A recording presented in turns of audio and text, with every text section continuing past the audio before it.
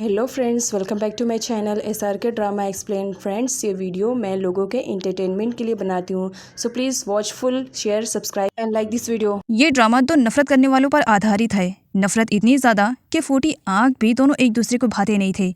जब भी मिलते थे जरूर कुछ न कुछ हंगामा क्रिएट करते थे। लेकिन क्या होगा जब इन्हीं दोनों में से किसी एक को फर्स्ट साइड लव हो जाएगा? क्या इस फर्स्ट साइड लव के प्यार में उनकी नफरत खत्म हो पाएगी या इस नफरत में वो लोग खुद ही झुलस कर रह जाएंगे? ड्रामे की स्टार्टिंग चाई और उनकी मिसेस से होती है। कई सालों की मन्नतों के बाद फाइनली उनके घर में आज बच्चे की किलकारियां गूंज रही थी। इसी खुशी में वो लोग टेंपल में प्रे करने के लिए आए हुए होते हैं और इसी टेंपल में चाई का बिजनेस पार्टनर जिसका नाम सुचित और उसकी वाइफ पिम भी आए हुए थे बच्चे को ब्लेसिंग देने के लिए। पिम चाई की बेटी को एक गिफ्ट देती है जो कि गोल्ड का रहता है, एक नेकलेस और उसमें एक रिंग भी अटैच रहती है। ये है जिन जो कि सुचित और पिम का इकलौता बेटा है और आगे चल करके यही हमारे ड्रामे का मेन लीड बनने वाला है। जिन टेंपल में उस बच्चे के रिलेटेड प्रॉमिस करता है कि वो अपनी सिस्टर का फ्यूचर में अच्छे से ख्याल रखेगा, किसी को भी वो उसे परेशान करने नहीं देगा। चाय के पास कॉल आता है जिसे रिसीव करने के लिए वो टेंपल के बाहर जाता है। ये है टीका। वैसे तो चाय इसके जीजा जी हैं, लेकिन अपने आप को रिच बनाने के चक्कर में उसने अपने जीजा के ही साथ अफेयर किया और उनके साथ नाजायज़ संबंध बनाए और उससे एक बेटी भी है। तो उसका यहाँ पर कहना था कि उसकी बहन का घर बर्बाद हो या ना हो इससे कोई फ़र्क नहीं पड़ता है, लेकिन उसका घर आबाद होना चाहिए। वो चाय को ब्लैकमेल करती है कि वो उसकी बेटी को एक्सेप्ट करे, लेकिन चाय ऐसा नहीं करना चाह रहा था क्योंकि वो अपनी बीवी और अपनी बेटी से बहुत ज़्यादा प्यार करता है। लेकिन टीका की चालों की वजह से आज वो बुरी तरीके से फंस चुका था। वो अपनी बीवी को आते हुए देखता है तो टीका का कॉल कट कर देता है, जिसकी वजह से टीका को बहुत ही ज़्यादा बुरा लगता है। इस छोटे से बच्चे की आने की खुशी में चाय की मॉम ने एक बहुत बड़े इवेंट का ऑर्गेनाइज किया था, जहाँ पर वो चाई के बेस्ट फ्रेंड सुचित और उसकी वाइफ प्रेम को भी इनवाइट करती है। लेकिन सुचित और प्रेम का कहना था कि उन्हें किसी इंपॉर्टेंट काम से जाना पड़ेगा बाहर, इसकी वजह से वो इस पार्टी को अटेंड नहीं कर सकते। इधर पार्टी की ज़ोरों शोरों से तैयारियां चल रही होती है नए बेबी के आने की खुशी में, लेकिन अचानक से मौसम अपना रुख ही बदल लेता है। चाई अपनी बेटी और अपनी वाइफ डुएंग के साथ घर वापस आ रहा था, लेकिन मौसम खराब होने की वजह से अचानक से बहुत ज़ोर से बारिश होने लगती है, जिसकी वजह से रास्ता साफ दिखाई नहीं दे रहा था और ब्रेक भी काम नहीं करता है, जिसकी वजह से उनकी कार एक रिवर में जाकर के गिर जाती है। डुएंग और चाय की जान तो बच जाती है, लेकिन उनके साथ बहुत ज्यादा बुरा होता है क्योंकि उस पानी के साथ उनकी बेटी भी बह जाती है। सुचित और पिम दोनों उसी रास्ते से जा रहे थे। वो डुएंग और चाय को देखते हैं, उनकी हेल्प करते हैं। उन्हें मालूम पड़ता है कि डुएंग और चाय की खुशियों को नजर लग चुकी है, उनकी बेटी उनसे दूर हो गई है, वो पानी में बह गई है। सुचित इन सब के बारे में चाय की फैमिली वालों को बता देता है और उस बच्चे की मिसिंग रिपोर्ट भी लिखवा देता है। आगे टीका इन सब के बारे में जब चाय की मॉम को बताती है तब तो वो बेहोश हो जाती है क्योंकि कई सालों के बाद तो बच्चे की खुशी मिली थी और वो भी छिन गई थी। आगे एक और कपल को दिखाया जाता है। यह है मालती, जिसकी प्रेगनेंसी का टाइम हो गया था, लेकिन हैवी रेनफॉल होने की वजह से वो हॉस्पिटल नहीं जा पा रहे थे क्योंकि सारे रास्ते ब्लॉक हो चुके थे। अब मालती को इतना ज़्यादा दर्द हो रहा था और हॉस्पिटल सही टाइम पर वो नहीं पहुँच पाती है, जिसकी वजह से इस कपल के साथ भी बहुत ज़्यादा बुरा होता है। उनकी बेटी तो होती है लेकिन मरी हुई। अब वो इस सदमे को बर्दाश्त नहीं कर पा रही थी। वो दोनों अपने बेबी को दफनाने के लिए जा रहे थे, लेकिन सडनली किसी बच्चे की वॉइस सुनते हैं और वो बच्ची कोई और नहीं डुएंग और चाय की रहती है। मालती ने अभी अभी अपने बच्चे को खोया था और दोबारा एक बच्चे को पा करके उसे ये सब कुछ ऊपर वाले का वरदान लग रहा था। कुछ ही टाइम पहले मालती की जिंदगी एकदम से अंधेरे में जा चुकी थी, लेकिन उसे रोशनी की किरण दिखाई दे रही थी उस बच्चे में।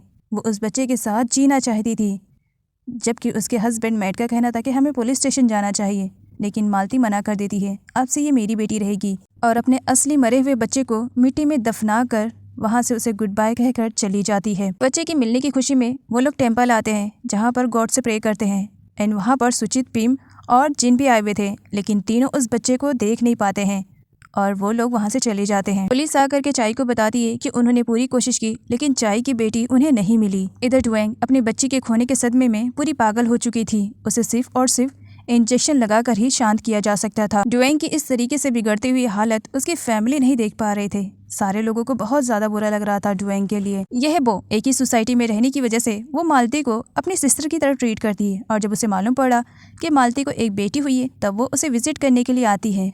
वो उस बच्चे को प्रीटी बताती है, लेकिन उस बच्चे को गौर से देखने के बाद बो का कहना था, मालती ये बच्ची बहुत ही ज़्यादा हेल्दी है और ये किस पे मैच खाती है, ना ही तुम पर और ना ही मैट पर।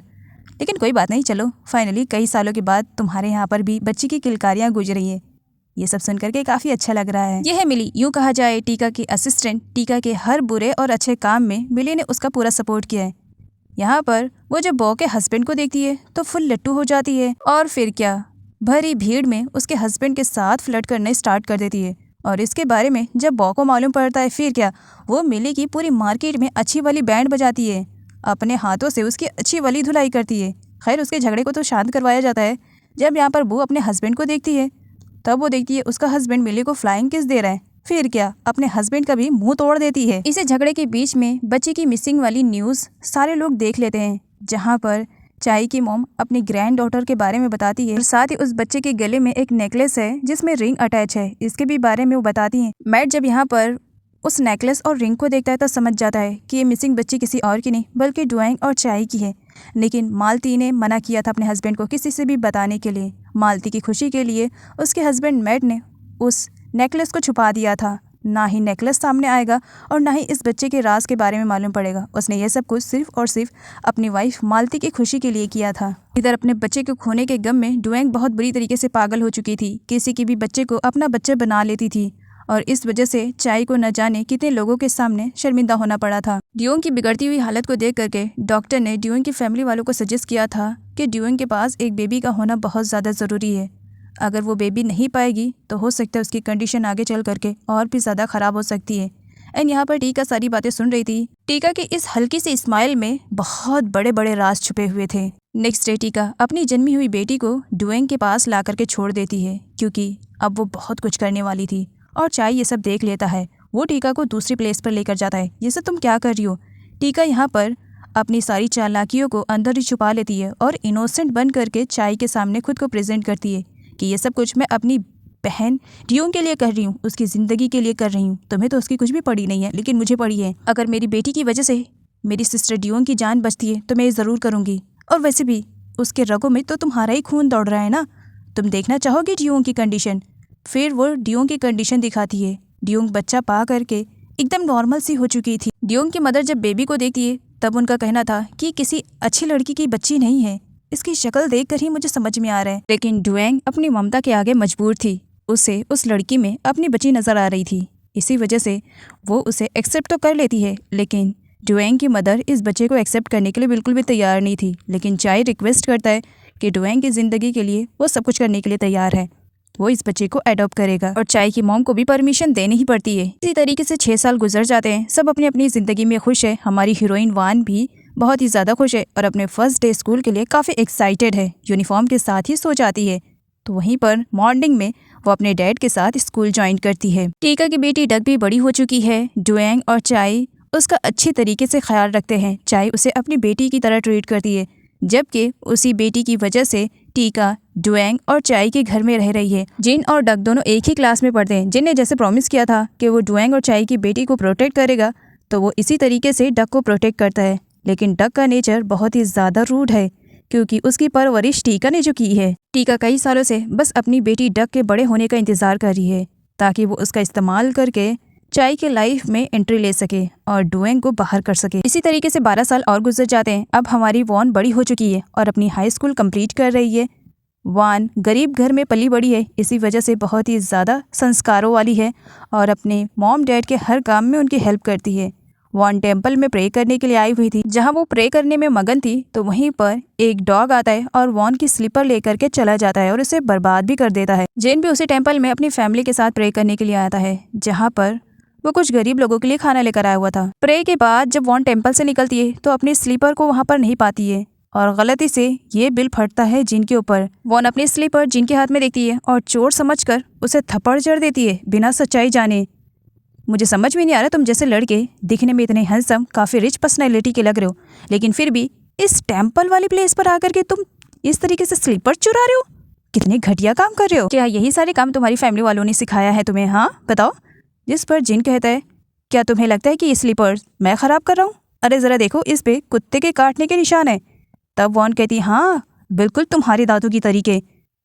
1 मिनट, कुत्ते के दांतों के निशान? तब यहाँ पर जिन बताता है कि जिस स्लीपर के लिए उसने अभी उसके हैंडसम वाले फेस पे थप्पड़ जड़ा है, वो स्लीपर किसी और ने नहीं बल्कि सामने जो डॉग खड़ा है उसने बर्बाद किया है। अब जब यहाँ पर सच्चाई के बारे में वॉन को मालूम पड़ता है तब तो उसकी सिटी पिटी गुल हो जाती है। और उसके बाद क्या, वो सॉरी बोल करके वहाँ से निकलने वाली थी, लेकिन इतनी आसानी से जिन उसे थोड़ी जाने दे सकता है। इतना रिच फैमिली से बिलोंग करता है, वो भी इकलौता लड़का, और आयरू गैरू लड़की कोई भी उसे थप्पड़ मार देगी तो वो थोड़ी सह सकता है ना। तो इसी वजह से वो यहाँ पर वॉन के खिलाफ कंप्लेंट करने के लिए कहता है, तुमने स्लीपर्स की वजह से मेरे फेस पे थप्पड़ मारा तो चलो मैं तुम्हारे खिलाफ रिपोर्ट लिखवाऊंगा। वॉन डर जाती है और जिनी से सॉरी बोलती है, अच्छा ठीक है, मैंने तुम्हारे फेस पे गलती से थप्पड़ मारा ना, लो तुम भी मुझे पंच मार लो, जितना दिल बोले उतना मार लो, लेकिन प्लीज़ ये पुलिस स्टेशन के चक्कर मुझे लगाना अच्छा नहीं लगता है, तो ये सब जाने दो ना। और उसे इतना ज़्यादा परेशान दे करके जिन के फेस पे स्माइल आ जाती है, जिस पर वॉन कहती है तुम स्माइल कर रहे हो, इसका मतलब तुमने मुझे माफ़ कर दिया, क्या मैं यहाँ से जा सकती हूँ। जिनी वॉन को रोकता है, इतनी आसानी से मैं तुम्हें कैसे जाने दे सकता हूँ, अरे आज स्लीपर्स के लिए तुमने मुझे थप्पड़ मारा, कल को पता नहीं क्या कर दोगी। एक काम करो, मुझे अपना कॉन्टैक्ट नंबर दो ताकि कुछ भी हो सके तो फिर मेरे पास कोई तो सबूत रह सके ना। और ये कहकर वो उससे उसका नंबर लेने वाला था, लेकिन तभी वहाँ पर एंट्री हो जाती है टीका की बेटी डक की, जो ये सब देख करके बिल्कुल भी बर्दाश्त नहीं कर पाती है और दौड़ कर आती है और वॉन को थप्पड़ जड़ देती है। तो जैसे कैरेक्टरलेस लड़की से न जाने मेरे कितनी टाइम पाला पड़ा है, तुझे तो मैं अच्छा सबक सिखाऊंगी, तो मेरे फियांसे का नंबर ले रही है। एक्चुअली इन बीते हुए 12 साल के अंदर जिन और डक की फैमिली वालों ने मिल करके इन दोनों की एंगेजमेंट करवा दी है, और डक बड़ी होने के साथ अब जिन को बहुत ज़्यादा लाइक करती है, तो बिल्कुल भी बर्दाश्त नहीं करती है कि जिन के साथ कोई और लड़की रहे, और वॉन को देख करके वो अपना आपा खो बैठती है एंड यहाँ पर उसे कैरेक्टरलेस शो करने लगती है अपनी पूरी फैमिली के सामने। तब यहाँ पर जिन सच्चाई बताता है कि स्लीपर्स के मैटर को लेकर के ये सब हुआ है, और सबूत के तौर पर स्लीपर्स भी दिखाता है। अब डक जिसकी परवरिश टीका ने की है, तो बिल्कुल अपनी माँ पर गई हुई है। वॉन जब यहाँ पर डुएंग को देखती है तब उसे पास्ट का फ्लैशबैक याद आता है कि एक बार वो स्कूल जा रही थी और गलती से उसके कार की वजह से उसकी ड्रेस गंदी हो गई थी, तब डुएंग ने उसे न्यू ड्रेस ला करके दिया था। इसी बारे में वो डुएंग से बातें करना चाह रही थी, लेकिन डक को बिल्कुल भी पसंद नहीं आता है कि कोई लड़की मेरी मॉम से इस तरीके से बात करे, क्योंकि उसे भी यही लग रहा है कि डुएंग उसकी रियल मॉम है, क्योंकि टीका ने अभी तक सच्चाई के बारे में कुछ भी नहीं बताया है। डक अमीर घराने में पली बड़ी है, तो वो इसी के साथ बहुत ही ज़्यादा जिद्दी और बिगड़ैल भी है। पैसों का रौब दिखाना तो वो किसी के सामने छोड़ती नहीं है, और वॉन के फेस पे वो तो पैसे दे मारती है। मुझे मालूम है तुम जैसी लड़कियाँ पैसों के लिए कुछ भी कर सकती है, और अपने स्लीपर्स भी देती है। वॉन दोनों को ही एक्सेप्ट कर लेती है एंड आगे चल करके उसके दी हुई स्लीपर्स को डस्टबिन में डाल देती है और उसके दिए हुए पैसों को गरीब बच्चों में बांट देती है, ये कहते हुए कि आज मैं बहुत ही ज़्यादा रिच हूँ, जाओ इन पैसों से मज़े करो। और ये सब कुछ वॉन ने डक के सामने किया था, जिसकी वजह से डक को बहुत ही ज़्यादा बुरा लगता है। और यहाँ पर जिन स्माइल कर रहा था कि डक के सामने किसी लड़की का पाला पड़ा है जिसने बहुत ही खामोशी से उसे अच्छा सबक सिखाया है। जिन अपनी मॉम को साइड लेकर जाता है, क्योंकि इन बीते हुए सालों में उसने डक का बिहेवियर देख लिया था, उसे डक बिल्कुल भी अच्छी नहीं लग रही थी। इसी वजह से वो अपनी मॉम को समझाने की कोशिश करता है कि अभी सिर्फ इंगेजमेंट हुई है, अगर उन दोनों की शादी होगी तो दोनों का ही फ्यूचर बर्बाद हो जाएगा। वो ये शादी नहीं करना चाह रहा, लेकिन जिन के पेरेंट्स का यही कहना था कि हम अपनी फ्रेंडशिप को रिश्तेदारी में बदलना चाह रहे हैं, और डक हमारे सामने पली बड़ी है, काफ़ी अच्छी लड़की है।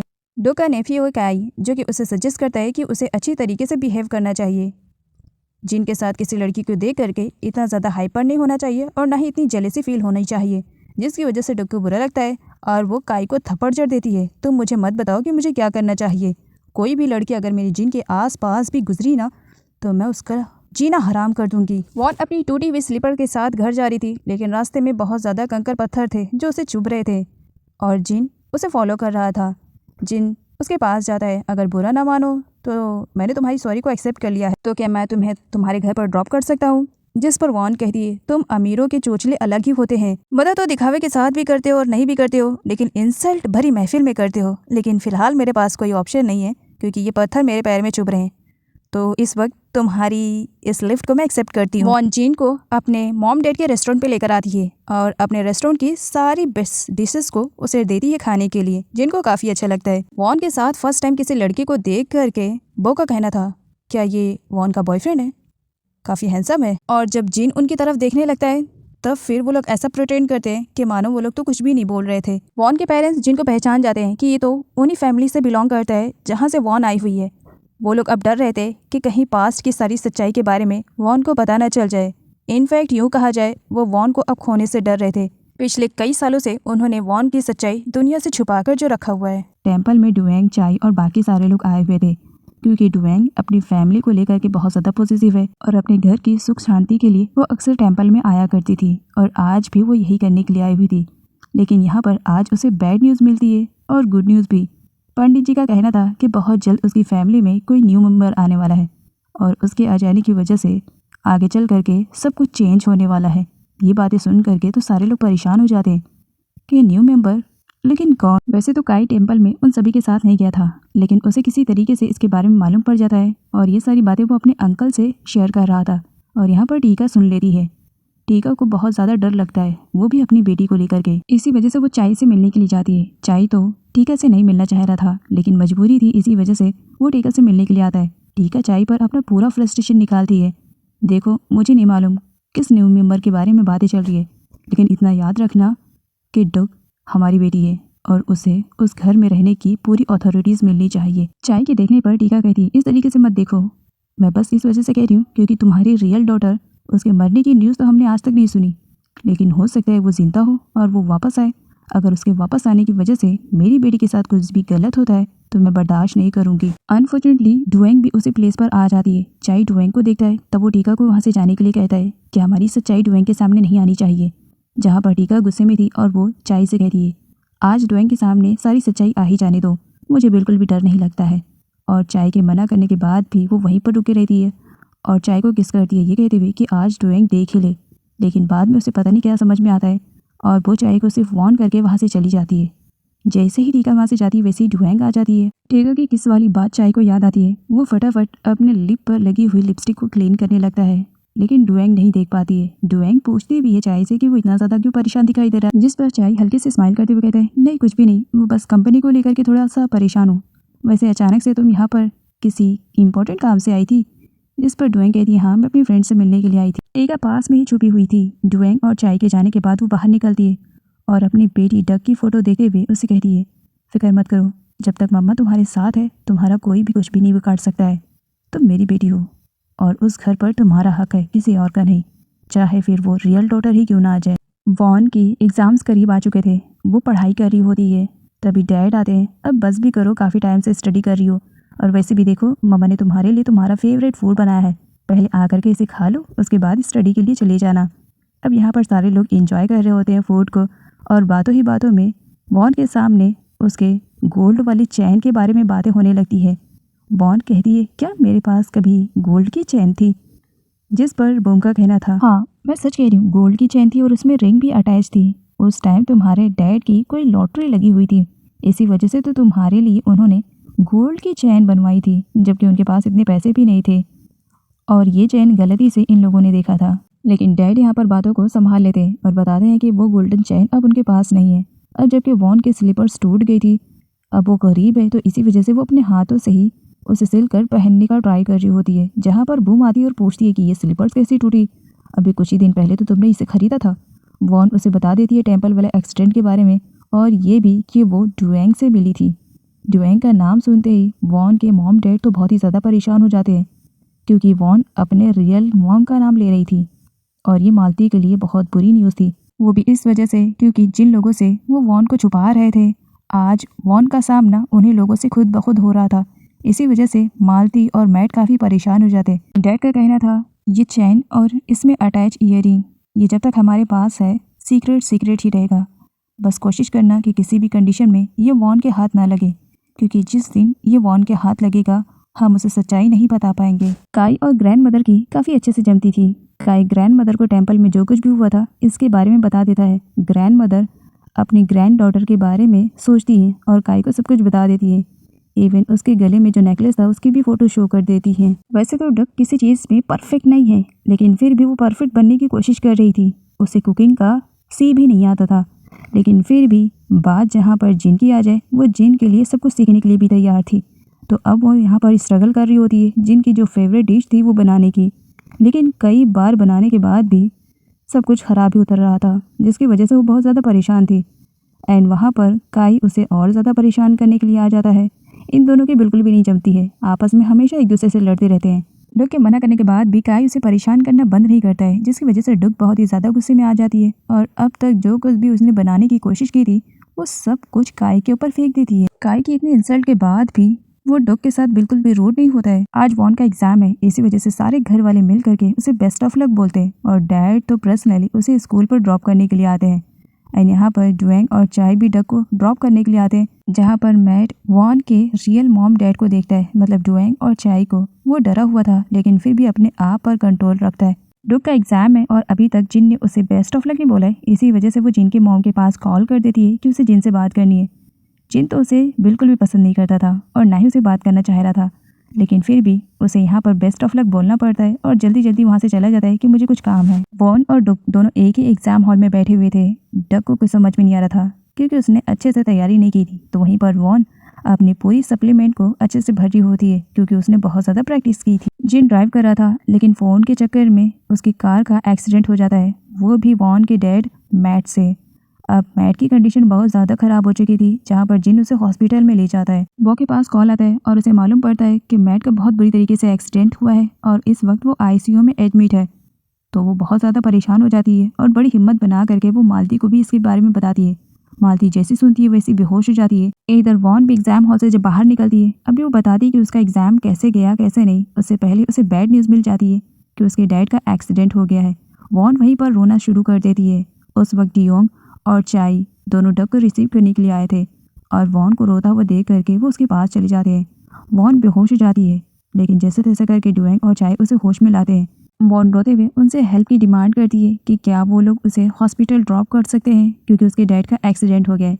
जहाँ पर डुएंग और चाय उसकी हेल्प करने के लिए तैयार हो जाते हैं, तो वहीं पर डग काफ़ी चिड़ी हुई थी क्योंकि वो वॉन को तो बिल्कुल भी पसंद नहीं करती थी और इस वक्त वो उसकी कार में बैठी हुई थी। इस बात को लेकर के उसे बहुत ही ज़्यादा बुरा लगता है और स्पेशली ये बात उसे बहुत ज़्यादा बुरी लग रही होती है कि वॉन इस तरीके से उसकी कार में बैठकर रो रही है और वॉन का इस तरीके से रोना उसके कानों को चुभ रहा था। इसी वजह से बीच रास्ते में वो वॉन को नीचे उतार देती है, लेकिन डुएंग और चाय के समझाने पर वो मान जाती है। डुएंग वॉन को टिश्यू पेपर देती है कि वो अपने आंसू पोंछ ले, लेकिन ये भी डग को बर्दाश्त नहीं होता है। वो अपनी मॉम से ले करके अपने शूज़ को क्लीन करती है और उसके बाद वॉन के फेस पे मार देती है। वॉन जब हॉस्पिटल पहुंचती है तब फैमिली के थ्रू उसे जिन के भी बारे में मालूम पड़ता है कि जिन की वजह से उसके डैड का एक्सीडेंट हुआ।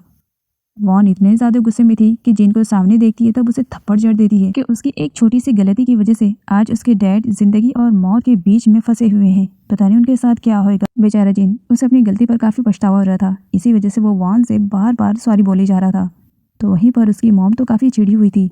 एक तो मेरे बेटे ने तुम्हारी डैड की हेल्प की, उन्हें हॉस्पिटल में एडमिट करवाया, बजाय थैंक्स बोलने के तुम मेरे बेटे को थप्पड़ जड़ रही हो, तुम्हारी औकात क्या है। वॉन तो वहाँ से चली जाती है क्योंकि उसे अपने डैड की कुछ मेडिसिन लानी थी, लेकिन फिर भी जिन उसे फॉलो कर रहा था। जिन बार बार वॉन से सॉरी बोलता है, मैंने सब कुछ जानबूझकर नहीं किया, बस एक्सीडेंटली ये सब हो गया, तुम फिक्र मत करो, मैं अंकल का बेस्ट ट्रीटमेंट करवाऊंगा। लेकिन वॉन उसकी एक नहीं सुनती और ना ही उसे माफ़ करती है। वो टेंपल जाती है अपने डैड के लिए प्रे करने के लिए क्योंकि उनका ऑपरेशन होने वाला था।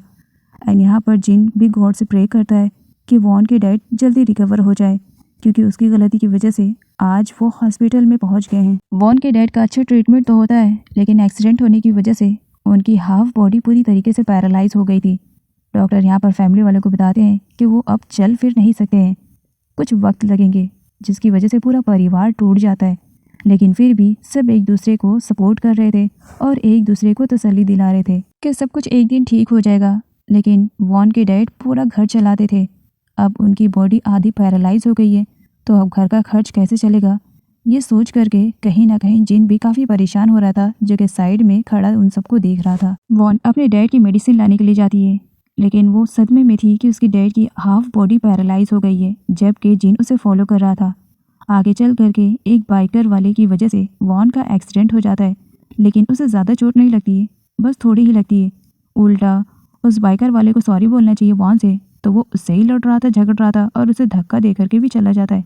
लेकिन जिन सही टाइम पर आ जाता है और वो वॉन को पकड़ लेता है, जिसकी वजह से वॉन को ज़्यादा चोट नहीं लगती है। वॉन की चोट को जिन ने देख लिया था, इसी वजह से वो उसके लिए कुछ मेडिसिन लेकर आता है उसकी चोट पर अप्लाई करने के लिए।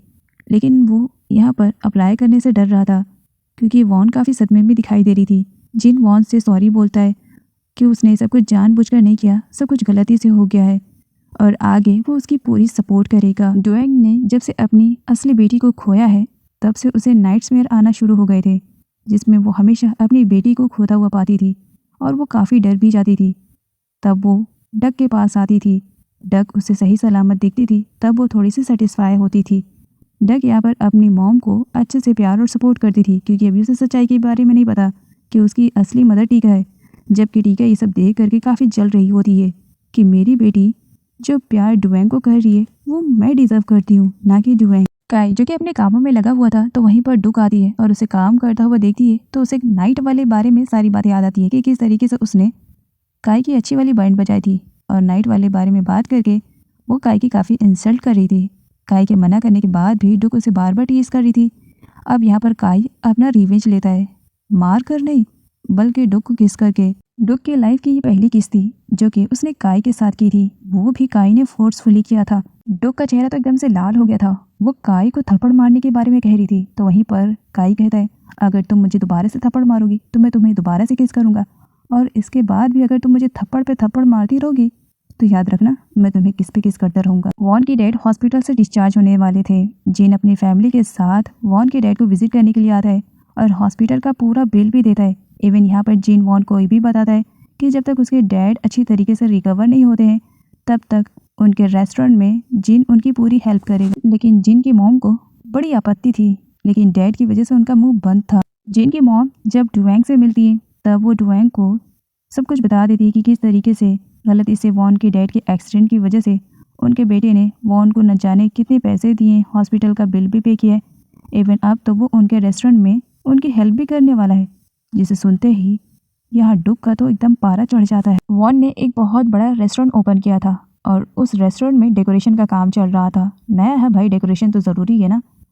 ये सब कुछ वॉन के अकेले की बस की बात नहीं थी, इसमें जिन ने उसकी पूरी मदद की थी और वो तो यहाँ पर उसके डेकोरेशन में भी हेल्प कर रहा था। पीछे से सारे लोग भी पहुंच जाते हैं। डक काफ़ी गुस्से में थी और सीधा जा करके वॉन को सीढ़ी से धक्का दे देती है।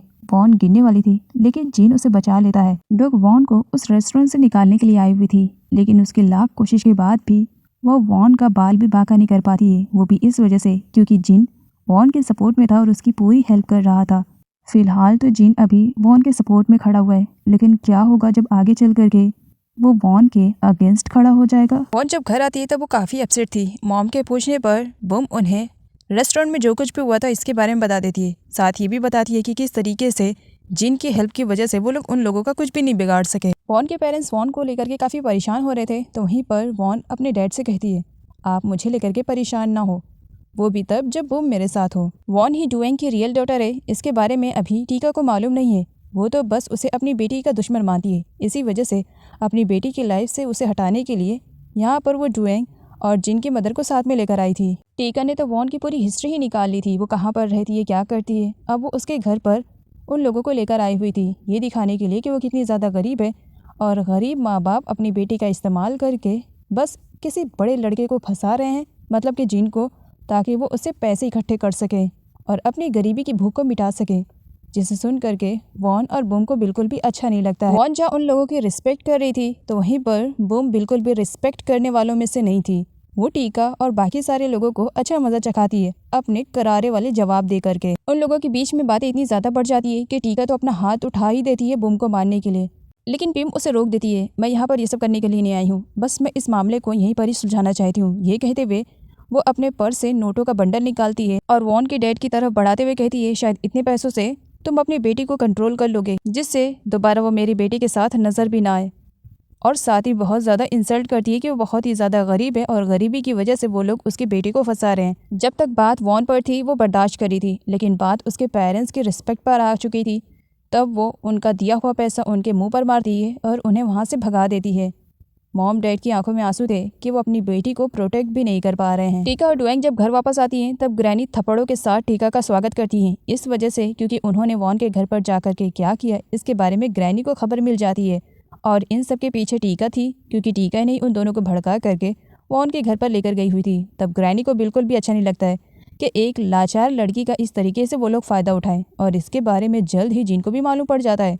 वीडियो के साथ वो अपनी मॉम को शो करता है कि ये सब क्या हो रहा है, क्योंकि जिनका कहना था कि उसी की वजह से आज वॉन के डैड की यह हालत हुई है तो बस वो उनकी हेल्प करना चाह रहा है जब तक कि वो रिकवर नहीं होते।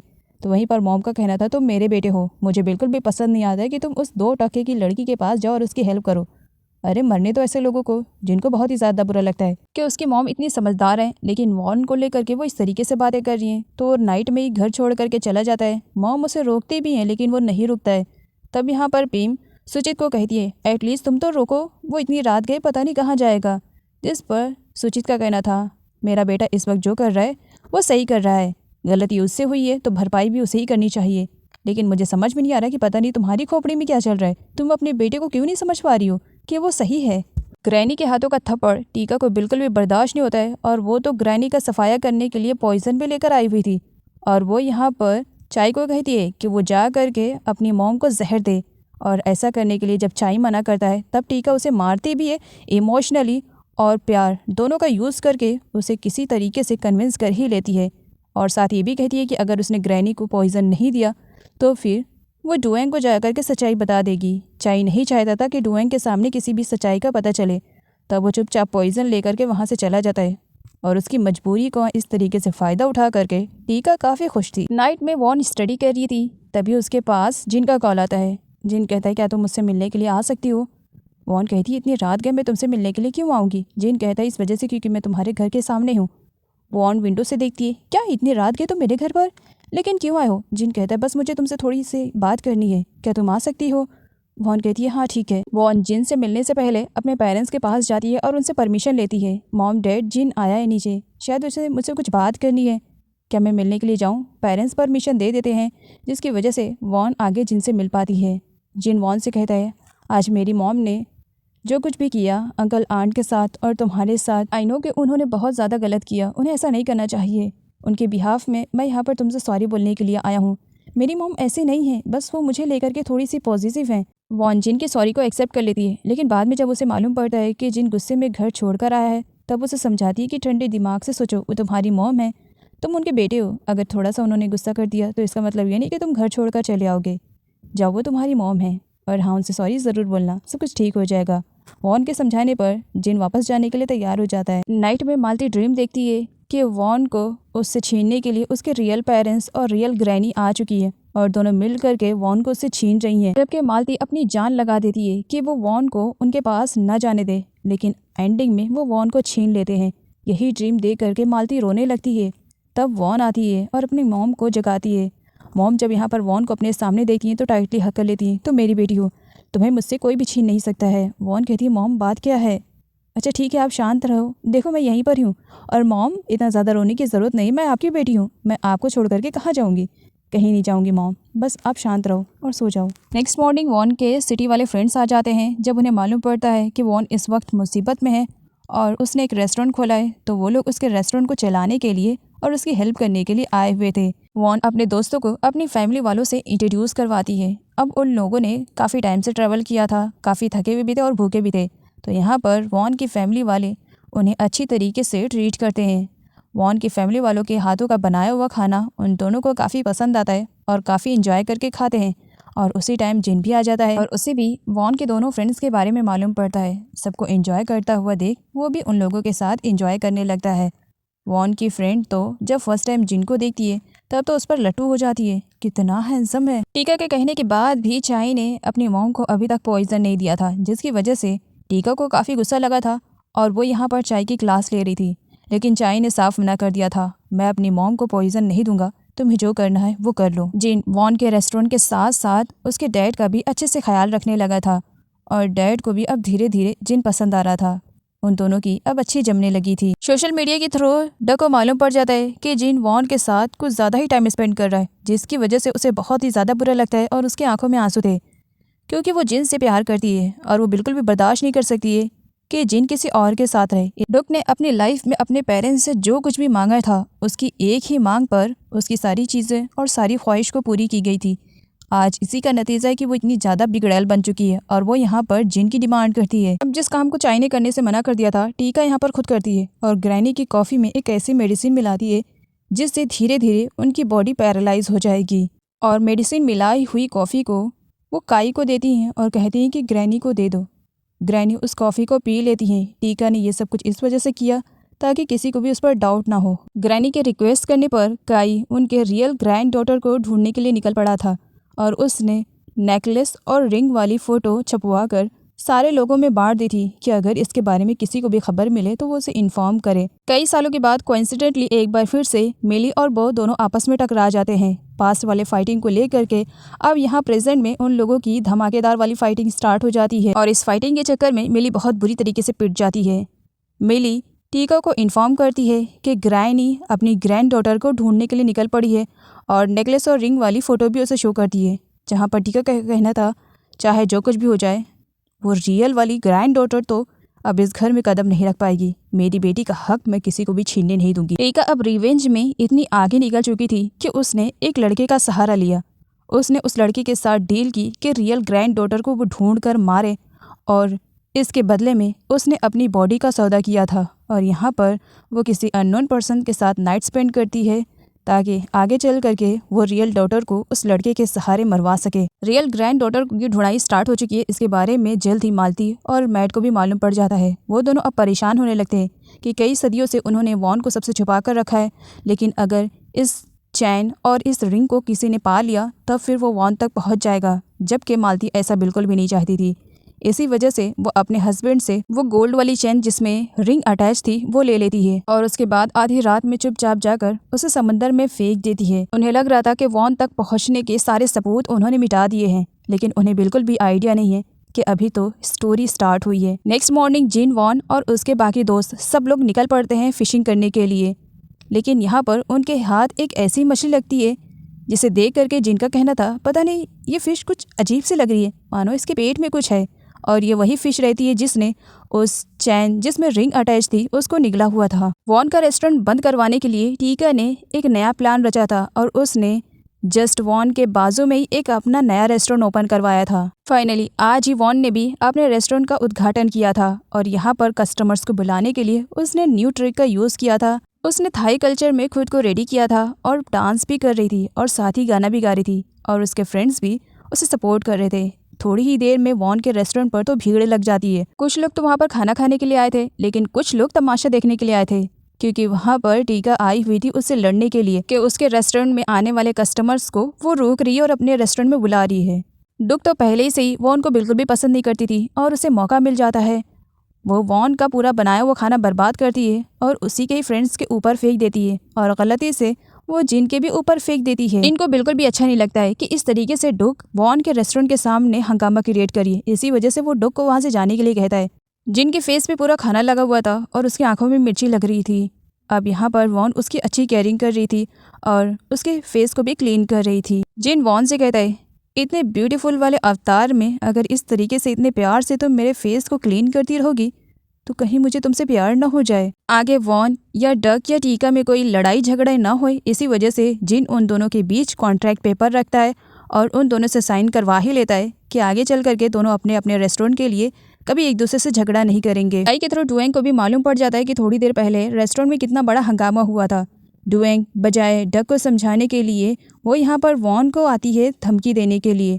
वो वॉन को अपने गले का एक नेकलेस देती है कि बहुत ही ज़्यादा कीमती है, इसमें रियल डायमंड अटैच है और वॉन से कहती है कि वो अपना रेस्टोरेंट का बोरिया बिस्तरा बांध करके यहाँ से चली जाए। तब वॉन कहती है कि जिस बिल्डिंग में उसने अपना रेस्टोरेंट ओपन किया है उस बिल्डिंग की ओनर वो नहीं बल्कि जिन है और जिन जब तक नहीं कहेगा वो अपना रेस्टोरेंट यहाँ से नहीं ले जाएगी, जिसकी वजह से डुएंग को बुरा लगता है। डुएंग इतनी बुरी नहीं है लेकिन डक की वजह से उसे बुरी यहाँ पर बनना पड़ रहा था। वॉन जाने से पहले उस नेकलेस को निकाल करके डुएंग को वापस दे करके चली जाती है। वॉन के रेस्टोरेंट में अभी कुछ टाइम पहले डुक ने बहुत कुछ हंगामा क्रिएट किया था और काफ़ी रायता फैलाया था।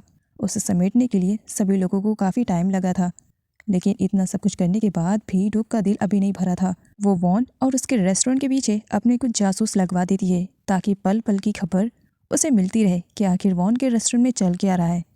इधर ग्रैंड मदर को दिखाया जाता है जिन्होंने अपनी ग्रैंड डॉटर के रूप में डुक को कभी एक्सेप्ट ही नहीं किया है। डुक के आर्गुमेंट करने पर ग्रैंड मदर से अभी थोड़ी देर पहले उसे करारा वाला थप्पड़ मिला था, जिसकी वजह से वो यहाँ पर रो रही थी। डुएंग डक को समझाती है कि वो ग्रैंड मदर से इस तरीके से बदतमीजी से बात न करे। ग्रैंड मदर की अचानक से कंडीशन खराब हो जाती है इस वजह से क्योंकि टीका का दिया हुआ पॉइजन अब धीरे धीरे असर दिखा रहा था। ग्रैंड मदर के रूड बिहेवियर की वजह से डक बाहर आकर के रो रही थी कि आखिर उसमें कमी क्या रह गई है, वो कभी उन्हें अपनी पोती की तरह ट्रीट क्यों नहीं करती है। टीका को यहाँ पर चाहिए था कि वो अपनी बेटी डक को समझाए, लेकिन समझाने की बजाय वो तो उसके दिमाग में उल्टा जहर ही घोल देती है। कि ग्रैंड मदर तुम्हारे प्यार के लायक ही नहीं है। टीका को अच्छे से मालूम है कि ग्रैंड मदर की कंडीशन खराब हो रही है उसके दिए हुए पॉइजन की वजह से, लेकिन अपनी बेटी के आंसुओं का बदला उसे लेना था, तो इसी वजह से वो जानबूझकर ग्रैंड मदर का डोज बढ़ा देती है, जिसकी वजह से उनकी कंडीशन और भी ज़्यादा खराब हो जाती है। जिन्हें वो मेडिसिन समझकर पी रही थी वो तो उनके लिए जहर का काम कर रहा था। लेकिन यहाँ पर कोई नहीं नोटिस करता है कि अचानक से ग्रैनी की तबीयत इतनी ज़्यादा क्यों बिगड़ रही है।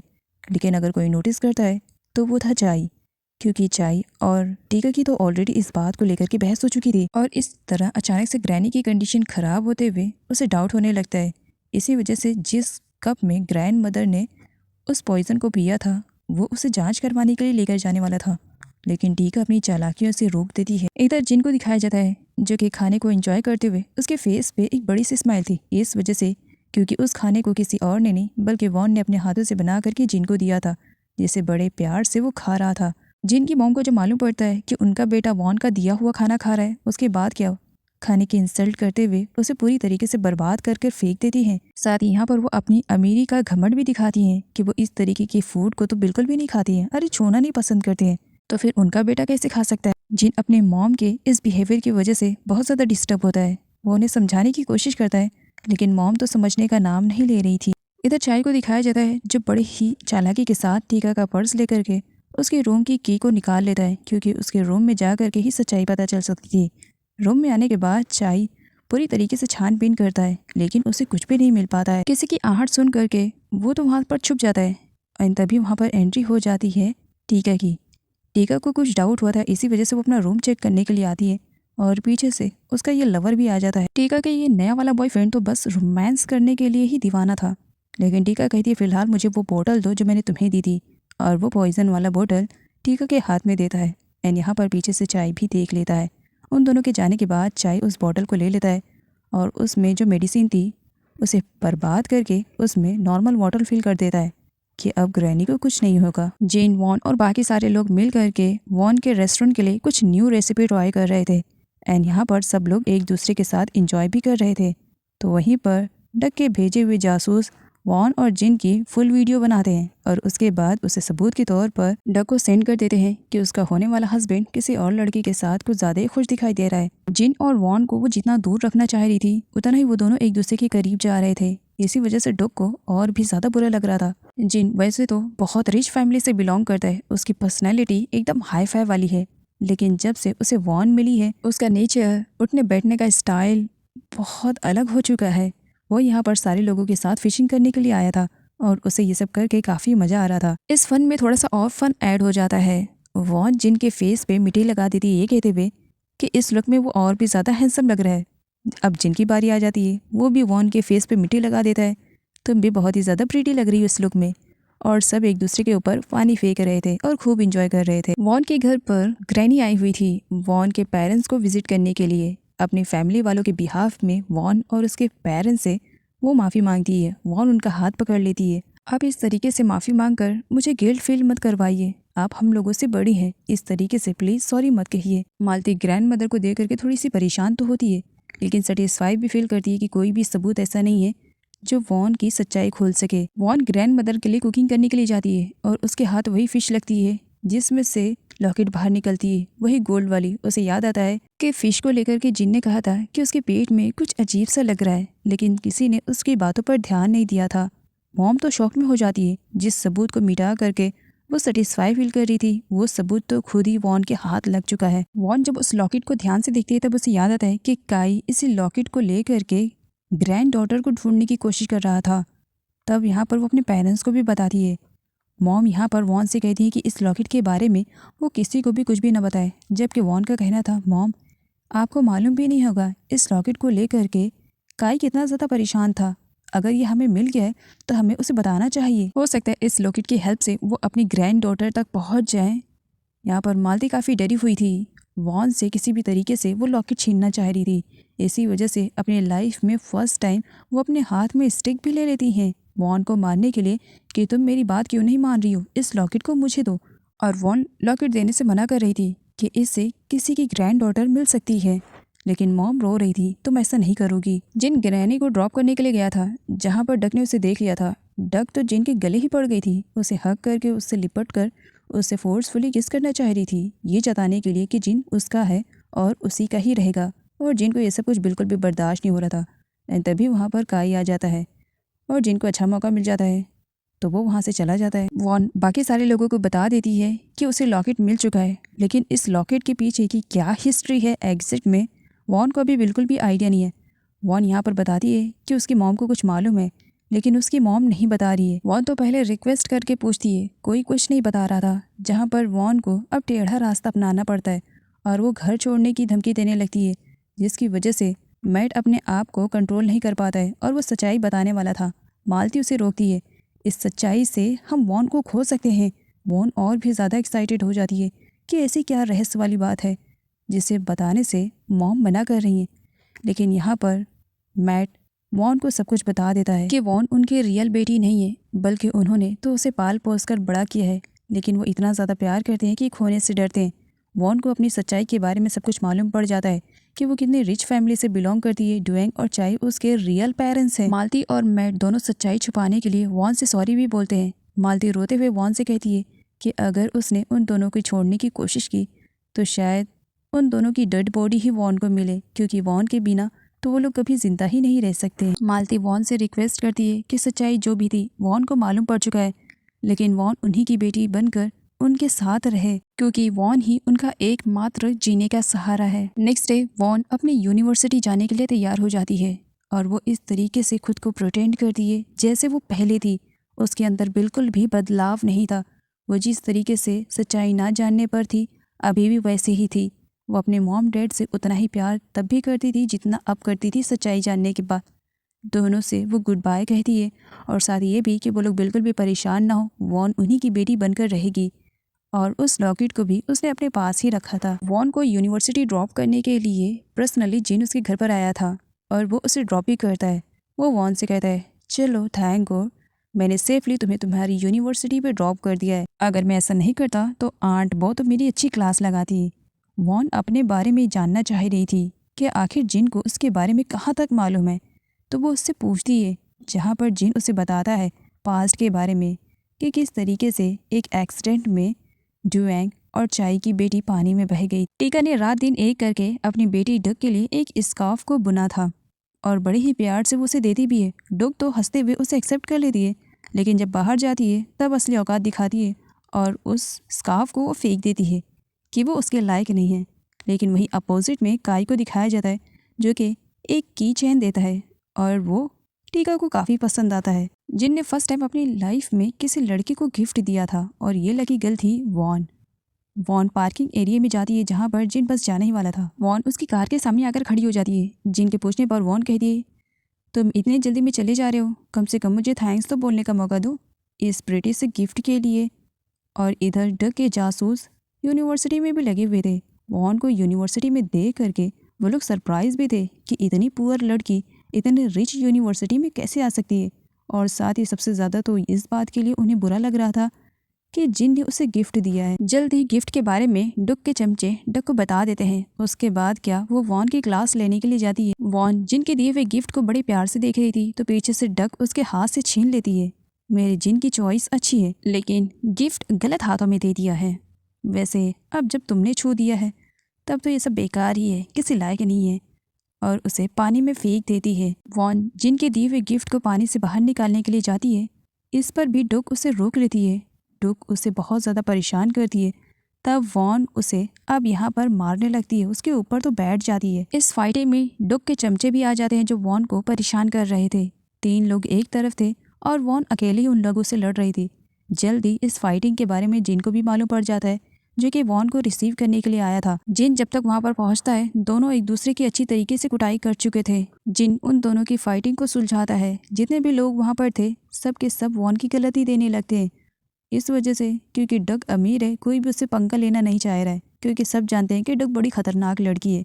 अब सारे लोग वॉन को ब्लेम दे रहे थे। जिन वॉन पर कुछ ज़्यादा ही चिल्ला देता है जिसकी वजह से वॉन को बुरा लगता है और साथ ही वो डग से भी कहता है कि वो वॉन से सॉरी बोले। डग जैसे लड़की वॉन जैसे लड़की को सॉरी कैसे बोल सकती है, लेकिन जहाँ पर जिन जैसा लड़का हो सारी चीज़ें पॉसिबल हो सकती है।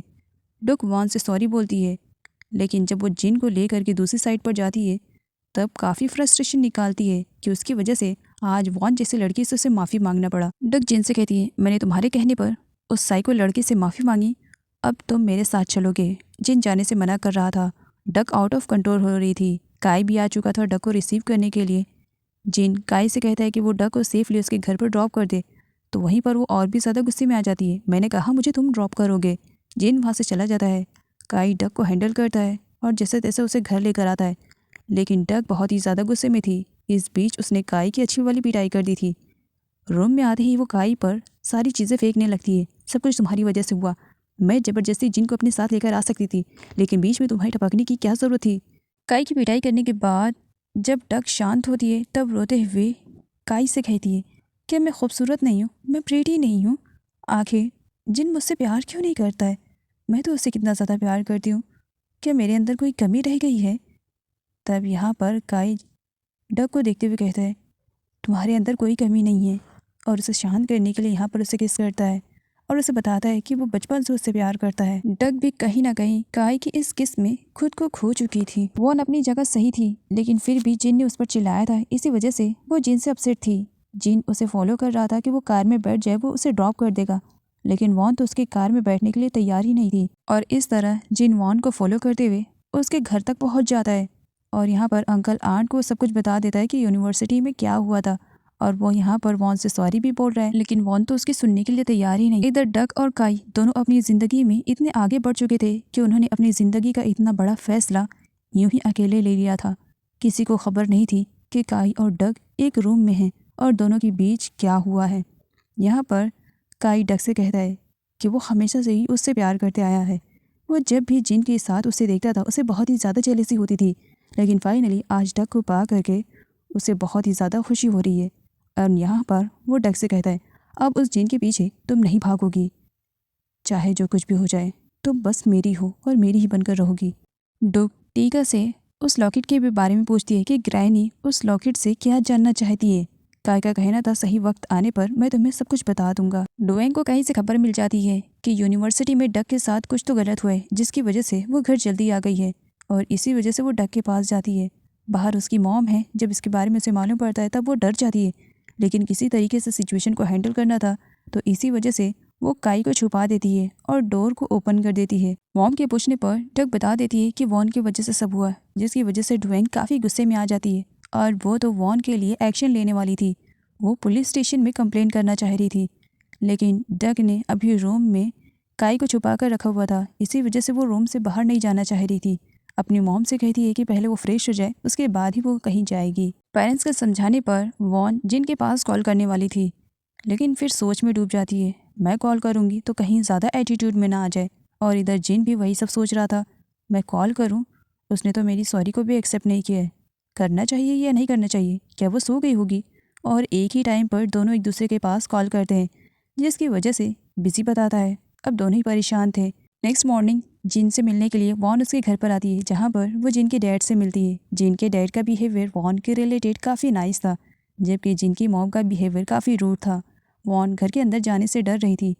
तब यहाँ पर जिन के डैड बताते हैं कि उनकी वाइफ किसी काम से बाहर गई हुई है, तो वॉन बिना डरे ही घर के अंदर आ सकती है। वॉन जैसी घर के अंदर इंटर करती है और इधर जिन वॉन के पास कॉल करता है और उसे मालूम पड़ता है कि वॉन तो उसी के घर पर आई हुई है। जिन और वॉन दोनों आमने सामने थे, लेकिन फिर भी फ़ोन से ही बातें कर रहे थे। जिन वॉन से कहता है, मैंने तो बस इस वजह से कॉल लगाया था कि तुम्हारे बहुत सारे मिस कॉल्स आए थे, ये जानने के लिए। तो वहीं पर वॉन भी पीछे नहीं रहती है, मैं तो बस ये जानना चाहती थी कि तुमने इतने सारे मिस कॉल क्यों किए थे, बस इसी वजह से देखो मैं तो तुम्हारे घर पर आ गई।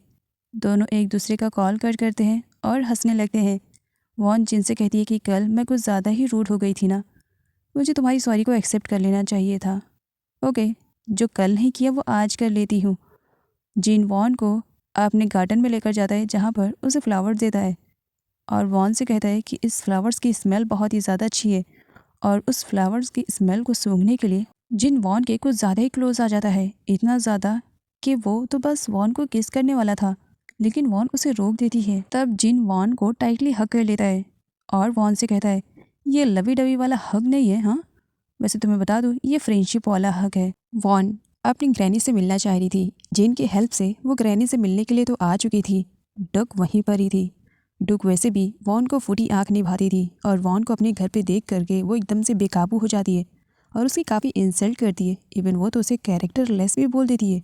जब उसे ग्रैनी के हाथों से थप्पड़ मिलता है तब वो आउट ऑफ कंट्रोल हो जाती है और पास में रखे हुए खाने तो बस वॉन पर फेंकने वाली थी, ये कहते हुए कि इस लड़की की वजह से हमेशा मेरी इंसल्ट होती रहती है, आज मैं इसकी इंसल्ट करूँगी। खाना फेंकने के चक्कर में खुद ही के ऊपर गिरा लेती है। ग्रैनी के भी आंखों में मिर्ची चली जाती है और साथ ही डुएंग के भी आंखों में मिर्ची लगने लगती है। डुग को तो उसकी माँ टीका लेकर के वहाँ से चली जाती है और वॉन अपने रियल मदर को लेकर के चली जाती है वॉशरूम में फेस धुलवाने के लिए, ताकि उनकी आंखों से मिर्ची लगनी बंद हो जाए।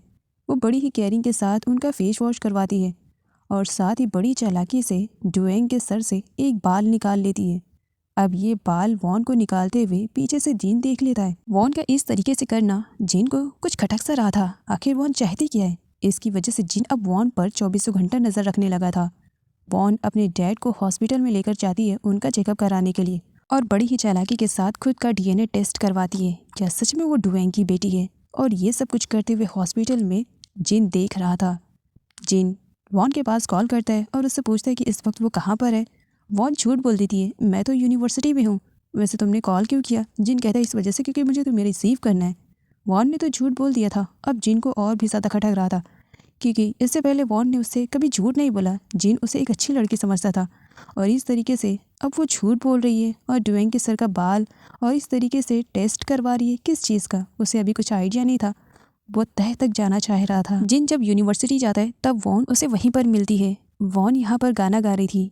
वॉन को गाना गाते हुए देख ईट नाम का बंदा भी उसके साथ सुर में सुर मिलाने लगता है। एक्चुअली ईट बहुत अच्छा सिंगर है। थाई ट्रेडिशनल डांस भी उसे बहुत अच्छी तरीके से आते हैं। बहुत कम वक्त में वॉन और ईट की फ्रेंडशिप हो जाती है और इस फ्रेंडशिप से कहीं ना कहीं जिन को जेलसी हो रही थी। टीका अपने नए वाले लवर के साथ किचन में सबके लिए कॉफ़ी बनाने के लिए गई थी एंड यहाँ पर वो मेडिसिन के बारे में अपने लवर को बताती कि किस तरीके से मेडिसिन की वजह से ग्रैनी की कंडीशन अचानक से ख़राब हो रही है और अगर इसी तरीके से मेडिसिन का डोज वो बढ़ा कर देती रहेंगी तो बहुत जल्द बुढ़िया ऊपर भी जा सकती है। उन दोनों की ये सारी बातें डक पीछे से सुन लेती है। उसके लिए ये बहुत शॉकिंग वाली न्यूज़ थी जब उसे मालूम पड़ता है कि टीका उसकी ग्रैनी को मारना चाह रही है। फिर क्या, वो उल्टा अपनी ही मोम को धमकी देने लगती है कि वो जा करके उनका पर्दा पूरे घर वालों के सामने फाश कर देगी। टीका ने सपने में भी नहीं सोचा था कि उसकी इतने सालों की मेहनत उसकी ही बेटी बर्बाद करेगी। डग जब ये सब कुछ बताने के लिए बाहर जाने वाली थी, टीका उसे रोकती है कि वो ऐसी गलती ना करे। ऐसी गलती करने पर सब कुछ उसी का बर्बाद होगा। लेकिन डग कहाँ सुनने वाली थी। डग को रोकने के लिए टीका को जो समझ में आया उसने वही किया। अपने लवर से कहलवा कर अपनी ही बेटी को बेहोश करवा दिया और आगे डग को बंधे हुए दिखाया जाता है और उसके फेस पे भी पट्टियाँ बंधी हुई थी। टीका अपनी बेटी को जब होश में लाती है तब डग तो एकदम जंगली बिल्ली की तरह उस पर झपटने की कोशिश करती है, लेकिन हाथ पैर बंधे होने की वजह से वो कुछ नहीं कर पा रही थी। टीका डग को समझाती है कि ये सब कुछ उसकी भलाई के लिए कर रही है और साथ ये भी बता देती है कि वो उसकी रियल मदर है। डग के लिए टीका को अपने मॉम के रूप में एक्सेप्ट करना कोई आसान बात नहीं थी क्योंकि उसने तो सपने में भी नहीं सोचा था कि उसके साथ ये सब कुछ हो जाएगा।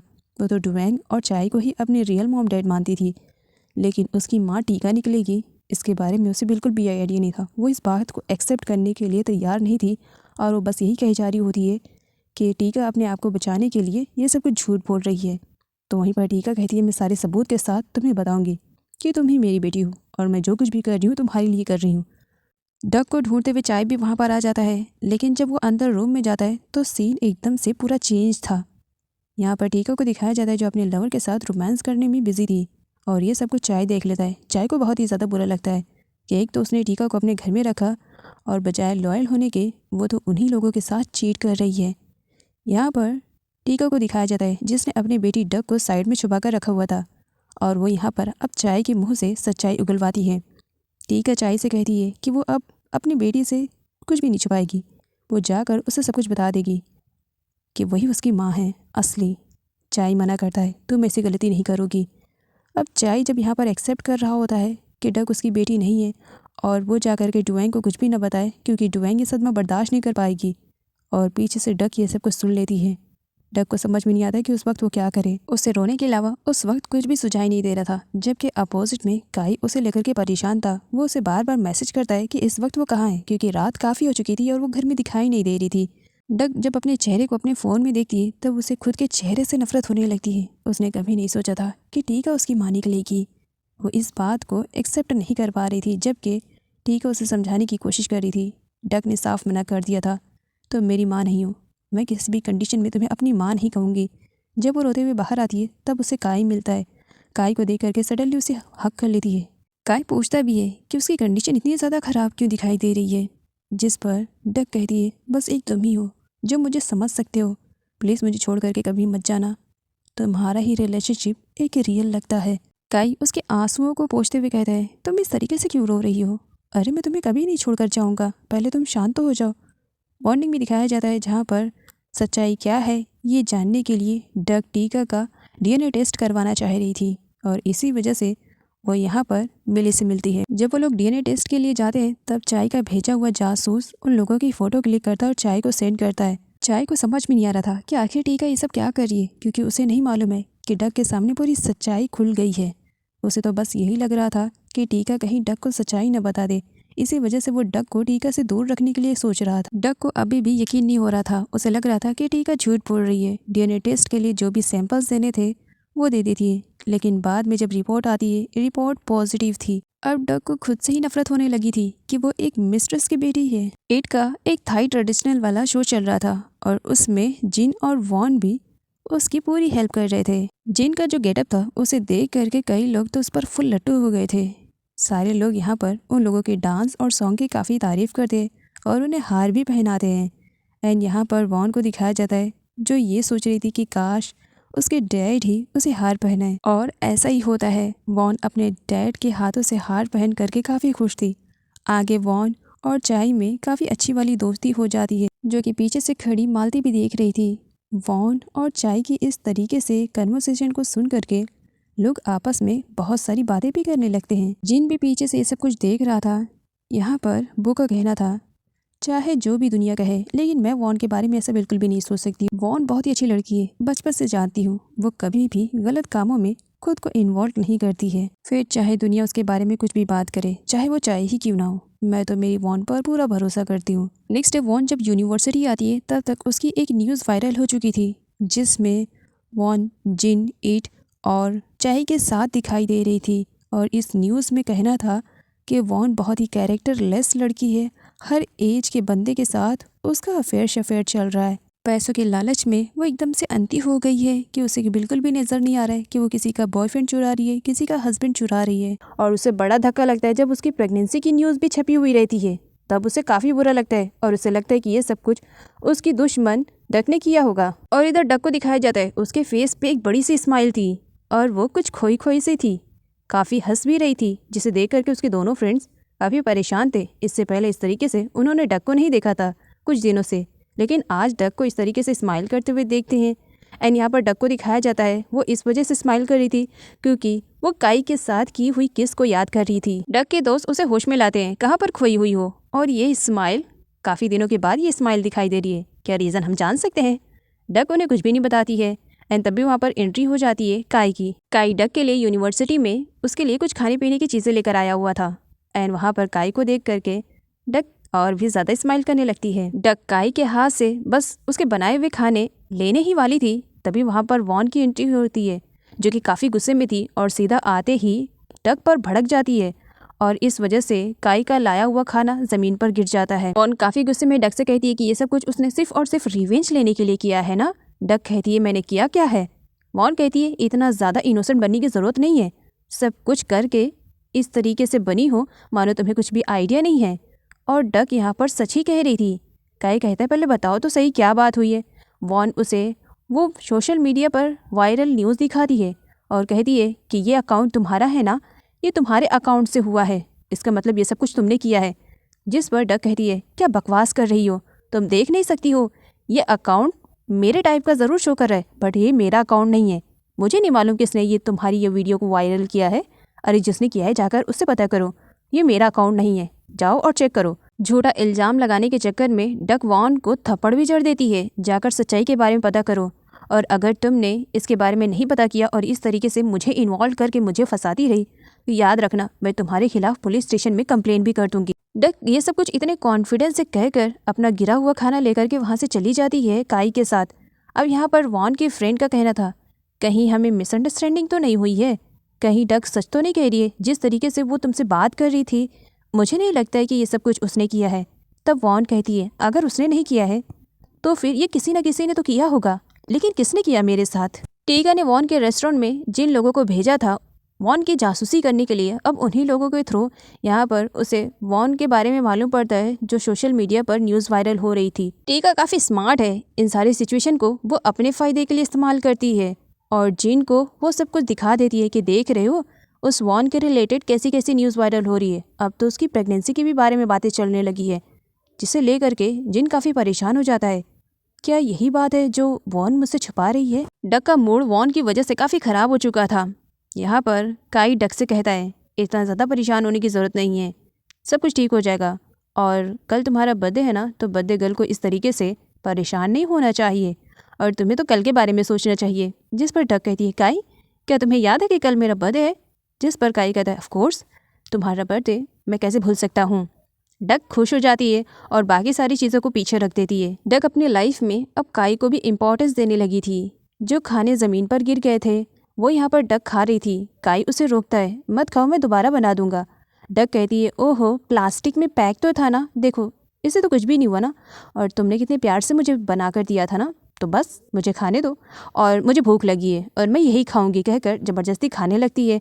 एंड यहाँ पर वो काई को भी ट्रीट देती है और अपने हाथों से काई को भी खिलाती है। डक का बिहेवियर बदलते हुए देख करके काई काफ़ी खुश हो रहा था। वॉन काफ़ी परेशान थी, वो जिनके पास बार बार कॉल करती है, लेकिन प्रेगनेंसी की न्यूज़ और बाकी सारे लोगों के अफेयर की न्यूज़ सुन के जिनकी हिम्मत नहीं हो रही थी कि वो वॉन से बात करे, वो बार बार उसका कॉल कट कर दे रहा था। लेकिन बाद में वो वॉन के फ्रेंड के पास कॉल करता है, जिस पर उसकी फ्रेंड का कहना था, जिन तुमने वॉन का कॉल क्यों नहीं रिसीव किया? बेचारी बहुत ही ज़्यादा परेशान थी, वो तुमसे बात करना चाहती थी ताकि उसका दिल हल्का हो सके, लेकिन तुमने कॉल रिसीव क्यों नहीं किया? जिस पर जिन झूठ बोल देता है, एक्चुअली मैं किसी इंपॉर्टेंट मीटिंग में बिजी था। बाय द वे हुआ क्या? तब वॉन की फ्रेंड सब कुछ बता देती है, साथ ये भी कि ये सब कुछ फेक न्यूज़ है। तब यहाँ पर जिन कहता है, अब सच्चाई क्या है ये मुझे ही पता लगाना पड़ेगा। चाय की भी न्यूज़ वायरल हुई थी, इसी वजह से वो इन सब के बारे में मालूम करना चाह रहा था कि किसने ये सब कुछ किया है। तो इसी वजह से उसने एक जासूस को वॉन के पास भी लगा दिया था कि आखिर वो जान सके कि एक्चुअल में हो क्या रहे और क्या वॉन सच में प्रेग्नेंट है। और इस बीच उसे मालूम पड़ता है कि वॉन डीएनए टेस्ट करवा रही है। वॉन के हाथ में उसकी डीएनए टेस्ट की रिपोर्ट आ चुकी थी। तभी वहाँ पर जिन भी पहुँच जाता है, जिन सभी लोगों को लेकर आया था। अब यहाँ पर बुई का कहना था, मालती तुम तो मेरी सगी बहन की तरह हो ना, सगी बहन से भी बढ़कर हो। आज तक मेरी लाइफ में ऐसा कुछ भी नहीं है जो मैंने तुमसे शेयर नहीं किया है। आखिर तुम्हारी लाइफ में चल क्या रहा है और वॉन ये सब डीएनए टेस्ट क्यों करवा रही है? सब लोग बताना तो नहीं चाह रहे थे, लेकिन यहाँ पर बोई फोर्स करती है, मैं इतनी भी ज़्यादा स्ट्रेंज नहीं हूँ तुम लोगों के लिए, बता सकते हो, तुम्हारी हूँ, अजनबी नहीं हूँ। तब यहाँ पर वॉन के डैड उन सभी को सच्चाई बता देते हैं कि एक्चुअल में वॉन उनकी सगी बेटी नहीं, बल्कि वो तो डुएंग और चाय की सगी बेटी है। वो ये भी बता देते कि किस तरीके से उनकी खुद की औलाद मर गई थी और वॉन उन्हें पानी में बहते हुए साइड पर मिली थी और वॉन को अपनी बेटी बनाने के लिए उन्होंने कितना ज़्यादा सीक्रेट रखा। अब यहाँ पर सच्चाई सभी के सामने आ गई थी। वॉन बो को वो चैन और रिंग भी शो करती है जो कि जिन के डैड ने उसे दिया था। यहाँ पर जिन देख लेता है और उसे समझ में आ जाता है कि हाँ ये वही है और असली है। जिन भी अपनी पुरानी वाली वॉन को पा करके काफ़ी खुश हो रहा था। एंड जिन यहाँ पर वॉन से कहता है कि उसने वॉन को डुएंग के बाल लेते हुए देख लिया था, लेकिन फिर भी वो चुप था क्योंकि उसे वॉन पे पूरा भरोसा था कि एक दिन वॉन उसे सच्चाई ज़रूर बताएगी। इधर चाय का भेजा हुआ जासूस उसे पूरी न्यूज़ देता है कि वॉन ने अपना डीएनए टेस्ट करवाया है और वो रिपोर्ट आज मिल चुकी है। जहाँ पर चाय का कहना था कि किसी भी तरीके से उसे डीएनए टेस्ट वाली रिपोर्ट चाहिए।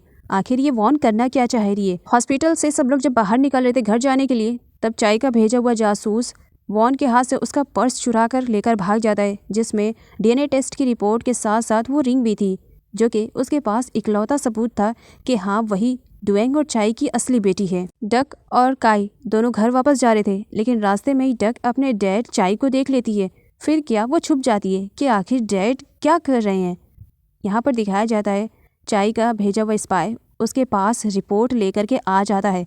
अब यहाँ पर चाय उस रिपोर्ट को बस देखने ही वाला था कि उस रिपोर्ट में है क्या, लेकिन उसके हाथ रिपोर्ट लगने से पहले वो रिंग और चैन लग जाती है जो कि उसने अपनी बेटी को पहनते हुए देखा था।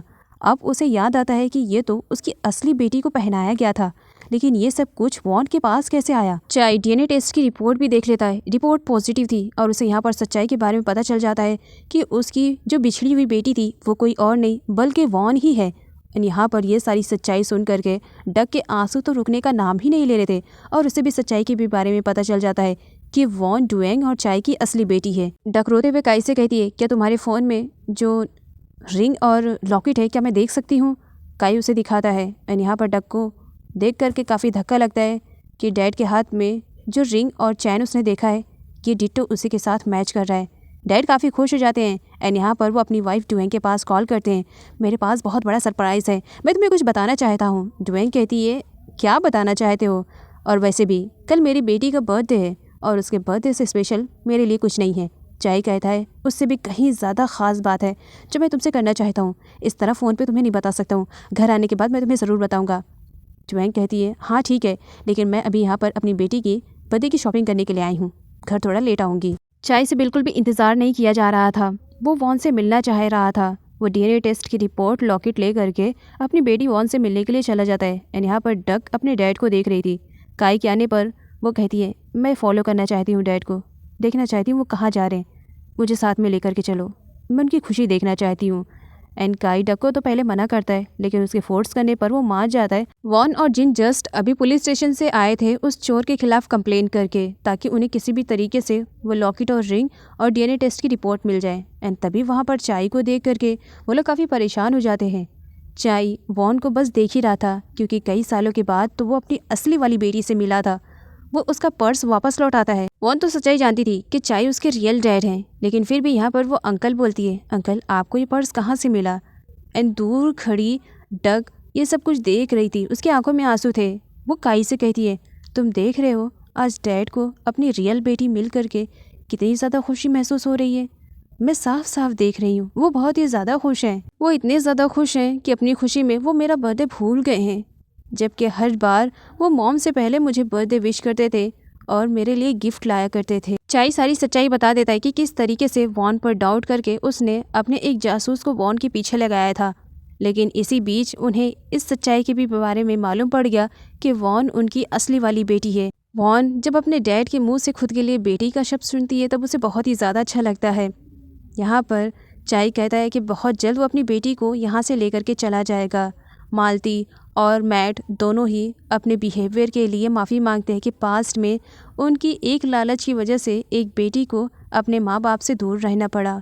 चाय वहाँ से जाने से पहले वॉन से प्रॉमिस करता है कि बहुत जल्द वो उसे अपने रियल वाली फैमिली में लेकर के जाने वाला है और मालती और मैट के साथ उसका रिलेशनशिप जैसे पहले था वैसे अब भी रहेगा। टीका डक के पास कॉल करती है क्योंकि काफ़ी टाइम से वो घर पर दिखाई नहीं दे रही थी। एंड यहाँ पर डक टीका को बता देती है कि चाय को सारी सच्चाई के बारे में मालूम पड़ गया है कि वॉन उसकी रियल बेटी है। अब यहाँ पर टीका को जब मालूम पड़ता है कि वॉन उसकी रियल बेटी है, फिर क्या वो तो आउट ऑफ कंट्रोल हो जाती है और अपना फ़ोन पटकने वाली थी, लेकिन उसका नया वाला बॉयफ्रेंड उसे संभालता है। टीका अपने लवर पर ही भड़क पड़ती है, मैंने उस बच्ची के बारे में तुम्हें पता करने के लिए कहा था, लेकिन तुमसे तो ये सब कुछ नहीं हो पाया, मुझे ही अब कुछ करना पड़ेगा, क्योंकि जिस तरीके से मैंने अपनी ज़िंदगी काट ली मैं बिल्कुल भी नहीं चाहूँगी कि वैसी ज़िंदगी मेरी बेटी को भी मिले। मेरी बेटी का हक उससे कोई भी नहीं छीन सकता है, चाहे वो वॉन ही क्यों ना हो। और एक की देती है और अपने लवर से कहती है, तुम्हें मालूम है कि तुम्हें क्या करना है, मुझे एक्सप्लेन करने की ज़रूरत नहीं है। हाँ, बस इस बात का ख्याल रखना कि काम इतनी सफाई से करना कि किसी को खबर भी ना होए कि वॉन नाम की कोई लड़की भी थी। टीका की वजह से जल्दी उसका बॉयफ्रेंड वॉन की पूरी हिस्ट्री निकाल लेता है और टीका के पास बहुत सारी वॉन की फ़ोटोज़ क्लिक करके भेजता है। एंड यहाँ पर टीका को क्लियर हो जाता है कि ये वही वॉन है जिस वॉन के बारे में वो जानती है। टीका ने अपने बॉयफ्रेंड को कुछ ऐसा करने के लिए कह दिया है जिसके बारे में किसी ने सोचा भी नहीं होगा। मालती उसे रोकती है, ऐसा मत करो, ऑलरेडी तुम्हारी वजह से न जाने कितनी ज़िंदगियाँ ख़राब हो रही है, प्लीज़ इस बार तो ऐसा मत करो, इसमें तुम्हारा भी नुकसान है।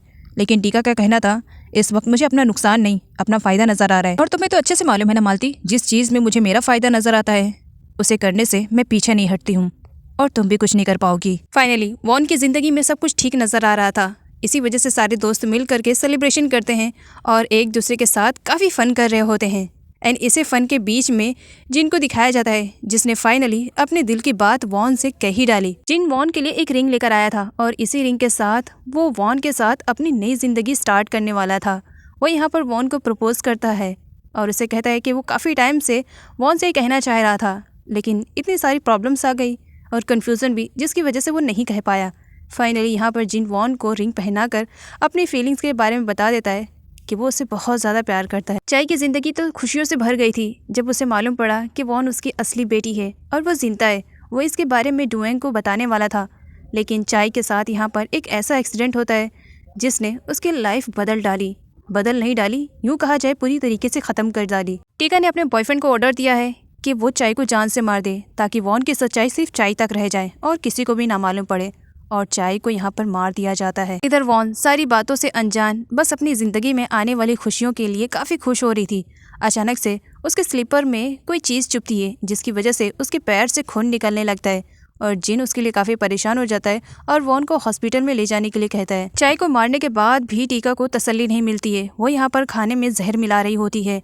इस पर मिली उसे रोकने की कोशिश करती है। ऑलरेडी तुमने चाय को भी मरवा दिया है, अब घर वालों को भी जान से मार दोगी। टीका स्माइल करती है, यही इरादा है, और उसके बाद अपने सामने ही अपनों को जहर वाला खाना दे देती है, जिन्हें बिल्कुल भी आइडिया नहीं था कि इस खाने में जहर मिलाया गया है। थोड़ी ही देर में जहर का असर शुरू हो जाता है। थोड़ी ही देर में जब वहाँ पर डुएंग आती है तब सर्वेंट के थ्रू से मालूम पड़ता है कि ग्रैनी और बाकी लोगों की कंडीशन काफ़ी ख़राब हो गई है। जब डुएंग जाकर चेक करती है तब वो अपनी आखिरी सांसें ले रहे थे। डुएंग तो सदमे से डूब जाती है, बस उसे रोने के अलावा कुछ भी नहीं सुझाई दे रहा था। लेकिन यहाँ पर डक का कहना था कि इनकी सांसें चल रही है, इन्हें हॉस्पिटल ले जाना बहुत ज़्यादा ज़रूरी है, हो सकता है हम इनकी ज़िंदगियाँ बचा सके, और उन्हें हॉस्पिटल लेकर के जाया जाता है। कोइंसिडेंटली सारे लोग एक ही हॉस्पिटल में गए हुए थे एंड यहाँ पर वॉन को भी मालूम पड़ जाता है कि घर वालों को किसी ने जहर दे दिया है। तभी एक और न्यूज़ आ जाती है पुलिस के थ्रू। यहाँ पर डुएंग को मालूम पड़ता है कि उसके हस्बैंड चाय अब इस दुनिया में नहीं रहे, एक कार एक्सीडेंट में उनकी मौत हो गई है। ये सदमा तो डुएंग बर्दाश्त ही नहीं कर पाती है। अभी तो वो घर वालों के सदमे से बाहर निकली ही नहीं थी कि उसे अपना हस्बैंड खोने का भी सदमा झेलना पड़ता है। अपने हस्बैंड की न्यूज़ सुन करके वो खुद को संभाल नहीं पाती है और वहीं पर ही रोते रोते बेहोश हो जाती है। घर वाले डुएंग को संभाल रहे थे तो वहीं पर वॉन की ज़िंदगी में आने वाली खुशियाँ तो यूं ही ख़त्म हो गई थी। वो अपने डैड के पास जाती है जहाँ पर डेड बॉडी को एम्बुलेंस लेकर के जा रही थी एंड यहाँ पर इन्हें मालूम पड़ता है कि एक कार एक्सीडेंट में चाय की डेथ हुई है, जबकि ये तो मर्डर किया गया था। कुछ टाइम के बाद बेचारी डुएंग जब होश में आती है तब उसे एक न्यूज़ मिलती है। न्यूज़ में चाय के थ्रू लिखा गया था कि चाय ने जानबूझ करके खुद को मार दिया है, वो भी इस वजह से क्योंकि वो अपनी वाइफ डुएंग के साथ बिल्कुल भी खुश नहीं था। वो उसे हमेशा टॉर्चर किया करती थी। इवन उसी ने ही अपने परिवार वालों को जहर भी दिया है ताकि उन लोगों को डुएंग का टॉर्चर न सहना पड़ा। और ये सारी न्यूज़ किसी और ने नहीं बल्कि टीका ने वायरल की थी। डुएंग की ऐसी हालत पर भी टीका को बिल्कुल भी तरस नहीं आ रहा था। वो तो यहाँ पर पिलो लेकर के उसे जान से मारने वाली थी, जिस पर मिली रोकती है, उस अधमरी लाश को तुम क्या करोगी? क्या उसे मौत के घाट उतारोगी? अरे तुमने उसका सब कुछ छीन कर उसे पहले ही तो मार दिया है, एटलीस्ट अब तो उसे बख्श दो। सच में टीका, तुम नफरत और हसद की जलन में इतनी आगे बढ़ चुकी हो कि सही और गलत में तुम्हें बिल्कुल भी फर्क नहीं दिखाई दे रहा है। लेकिन मैं अंधी नहीं हूँ, मैं देख सकती हूँ इस वक्त तुम सरासर गलत कर रही हो और मैं तुम्हें ये करने नहीं दूंगी। खैर यहाँ पर मिली तो टीका को रोक देती है डुएंग को मारने से। डक को काई जब हॉस्पिटल से घर लेकर जा रहा था तब उसे कुछ अजीब सा लगता है। वो काई को बीच रास्ते में ही कार रोकने के लिए कहती है। इधर टीका को दिखाया जाता है अब उसने इतना बड़ा काम किया है तो कुछ गुंडों को भी तो हायर किया था, तो उन्हीं सब का वो हिसाब किताब करने के लिए पाई पाई इकट्ठे कर रही थी। और पीछे से डक टीका की सारी बातें सुन लेती है। आते ही टीका को थप्पड़ चढ़ती है कि उसने बहुत घटिया काम किया है एंड यहाँ पर वो टीका को धमकी देती है कि वो जा करके पुलिस स्टेशन में सारी सच्चाई बता देगी।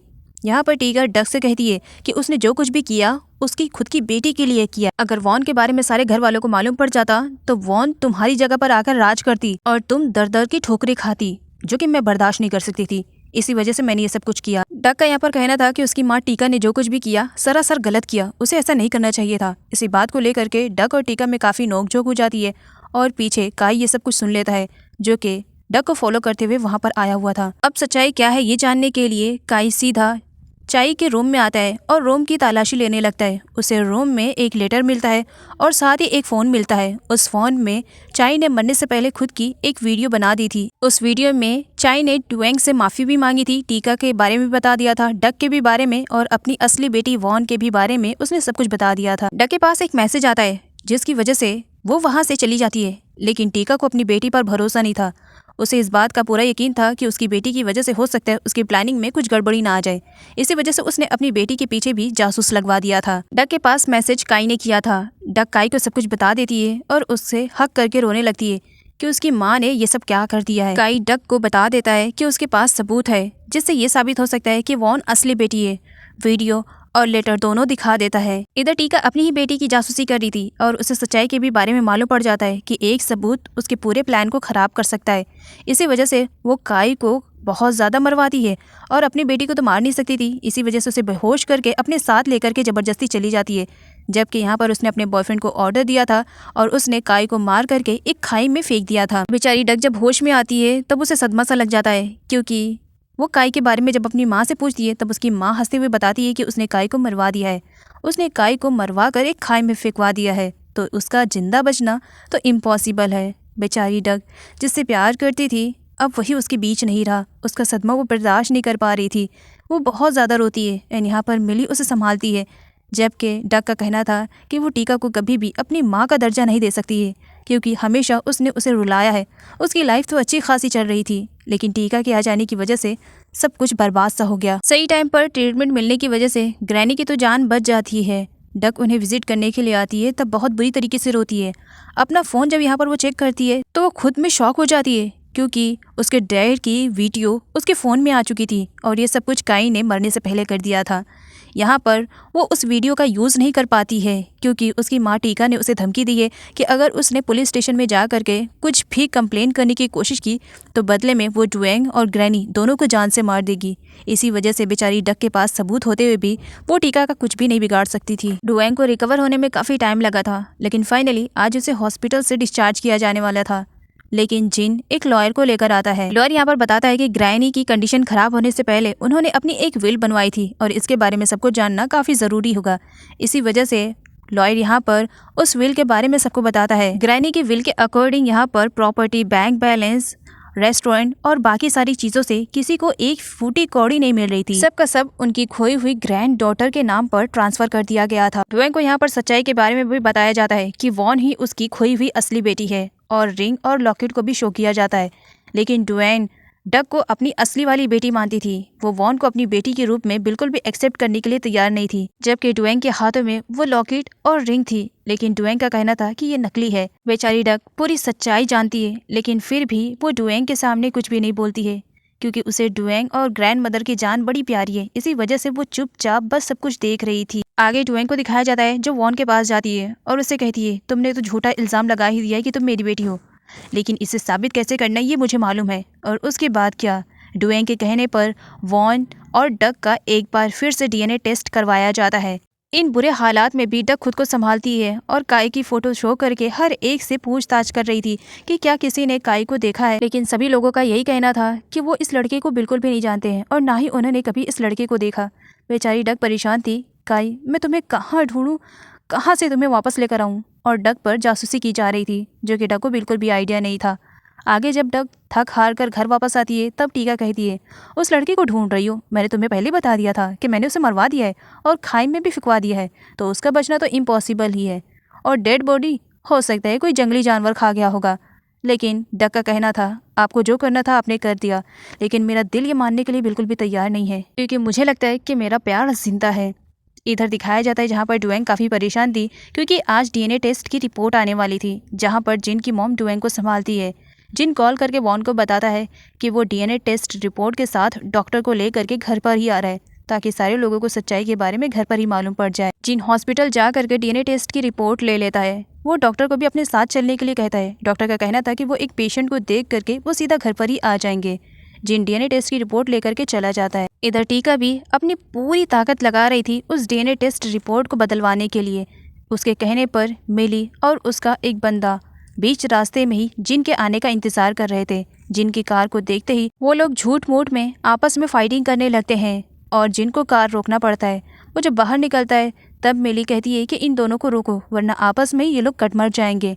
और उसे रोकने के लिए जब जिन उन दोनों के पास आता है उनके झगड़े को सुलझाने के लिए, तब मिली को यहाँ पर अच्छा मौका मिल जाता है। मिली फटाफट चोरी छुपे जिनके कार में जाती है और डीएनए टेस्ट की रिपोर्ट ढूंढने लगती है। फाइनली उसे डीएनए टेस्ट की रिपोर्ट मिल जाती है ओरिजिनल, और ओरिजिनल को चेंज करके उसने उस डीएनए टेस्ट को वहाँ पर रखवा दिया था जो कि टीका ने निकलवाया था। डीएनए टेस्ट की रिपोर्ट अब सारे लोगों के सामने थी। डॉक्टर डीएनए टेस्ट की रिपोर्ट के बारे में सारे परिवार वालों को बताते हैं और यहाँ पर यह साबित हो जाता है कि डुएंग की असली बेटी डक है। डीएनए टेस्ट रिपोर्ट दोनों की मैच करती है, जबकि असली बेटी तो वॉन थी। अब यहाँ पर वॉन को झूठा साबित किया जाता है और असली बेटी डक को साबित किया जाता है। अब वॉन, जिसके आंखों से आंसू नहीं रुक रहे थे, तभी वहाँ पर टीका आ जाती है और वॉन पर झूठा इल्ज़ाम लगाने के चक्कर में उसे बहुत बुरी तरीके से मारती है और उसके बाल पकड़कर उसे ज़बरदस्ती घसीटते हुए घर से बाहर निकलती है कि मेरी बेटी का हक मारने चली है। तभी पीछे से जिन आ करके उसे रोक देता है, लेकिन उससे पहले टीका वॉन को थप्पड़ जड़ने वाली थी, लेकिन बदले में वॉन ही टीका को जबरदस्त वाला थप्पड़ जड़ देती है, जिसकी वजह से टीका एकदम बुखला सी जाती है। डोएंग जिन से पूछती है कि रोकने का रीज़न क्या है, जिस पर जिन डीएनए टेस्ट की रिपोर्ट को फाड़ देता है। सारे लोग हैरान थे कि डीएनए टेस्ट की रिपोर्ट को फाड़ा क्यों गया है। तब यहाँ पर जिन कहता है कि ये डीएनए टेस्ट की रिपोर्ट असली नहीं बल्कि नकली है, इसे एक्सचेंज किया गया है। तब डोएंग कहती है डीएनए टेस्ट की रिपोर्ट चेंज की गई है। मैं समझ नहीं पा रही हूँ जिन, क्या तुम मुझे क्लियरली बताओगे कि ये सब कुछ क्या चल रहा है। तब जिन सभी लोगों को वो वीडियो शो करता है जिसमें मिली बड़ी ही चालाकी से उसके कार से डीएनए टेस्ट की रिपोर्ट को बदल रही थी। अब यहाँ पर सारे लोग जब वीडियो को देखते हैं तब हैरान थे। एंड यहाँ पर सवाल आ जाता है टीका पर कि मिली ने डीएनए टेस्ट की रिपोर्ट को चेंज क्यों किया, जिस पर टीका कहती है मुझे क्या मालूम। टीका से कहा जाता है क्योंकि मिली उसी के ही बताए हुए अकॉर्डिंग सारे काम किया करती है। ज़रूर टीका यही कहने पर मिली ने यह सब किया होगा। तब टीका खुद को बचाने के लिए साफ साफ पूरा इल्ज़ाम मिली पे डाल देती है और खुद को इनोसेंट प्रूफ कर देती है कि उसे तो कुछ भी आइडिया नहीं है, उसे फंसाया जा रहा है। लेकिन यहाँ पर टीका का कहना था लेकिन अभी तक ये साबित नहीं हो पाया है कि वॉन ही तुम्हारी असली बेटी है जब तक कि डीएनए टेस्ट की रिपोर्ट मिल नहीं जाती। एंड यहाँ पर दिखाया जाता है वो मिली के पास कॉल करके बोल देती है कि डीएनए टेस्ट की रिपोर्ट किसी भी कीमत पर किसी के हाथ नहीं लगना चाहिए। साथ ही वो मिली पर भड़की हुई थी कि उसकी एक गलती की वजह से उसका पूरा प्लान खराब हो गया है। इधर जिन, वॉन, बो और बाकी सारे लोग मिल जाते हैं डीएनए टेस्ट की रिपोर्ट को ढूंढने के लिए, क्योंकि डुएंग को सच्चाई जानना बहुत जरूरी था। इधर डुएंग के पास किसी का अननोन मैसेज आता है जो कहता है कि अगर उसे डीएनए टेस्ट की रिपोर्ट के बारे में जानना है तो उसके बताए हुए लोकेशन पर आना पड़ेगा। डुएंग वहाँ पर अकेले आ चुकी थी और उसे धोखाधड़ी से टीका ने यहाँ पर बुलाया था। टीका यहाँ पर डुएंग को अपने हाथों से आज मारने वाली थी। इसी वजह से वो चुपके से डुएंग के पीछे से वार करती है, लेकिन उससे पहले उसकी बेटी डक आकर उसे मार देती है, जिसकी वजह से वो डुएंग को हर्ट नहीं कर पाती है।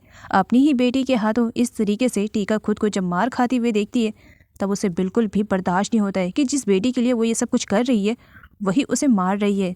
तब यहाँ पर वो डुएंग को बहुत बुरी तरीके से मारती है, इवन अपनी बेटी को भी, कि वो ये सब कुछ उसके लिए कर रही है ना कि खुद के लिए।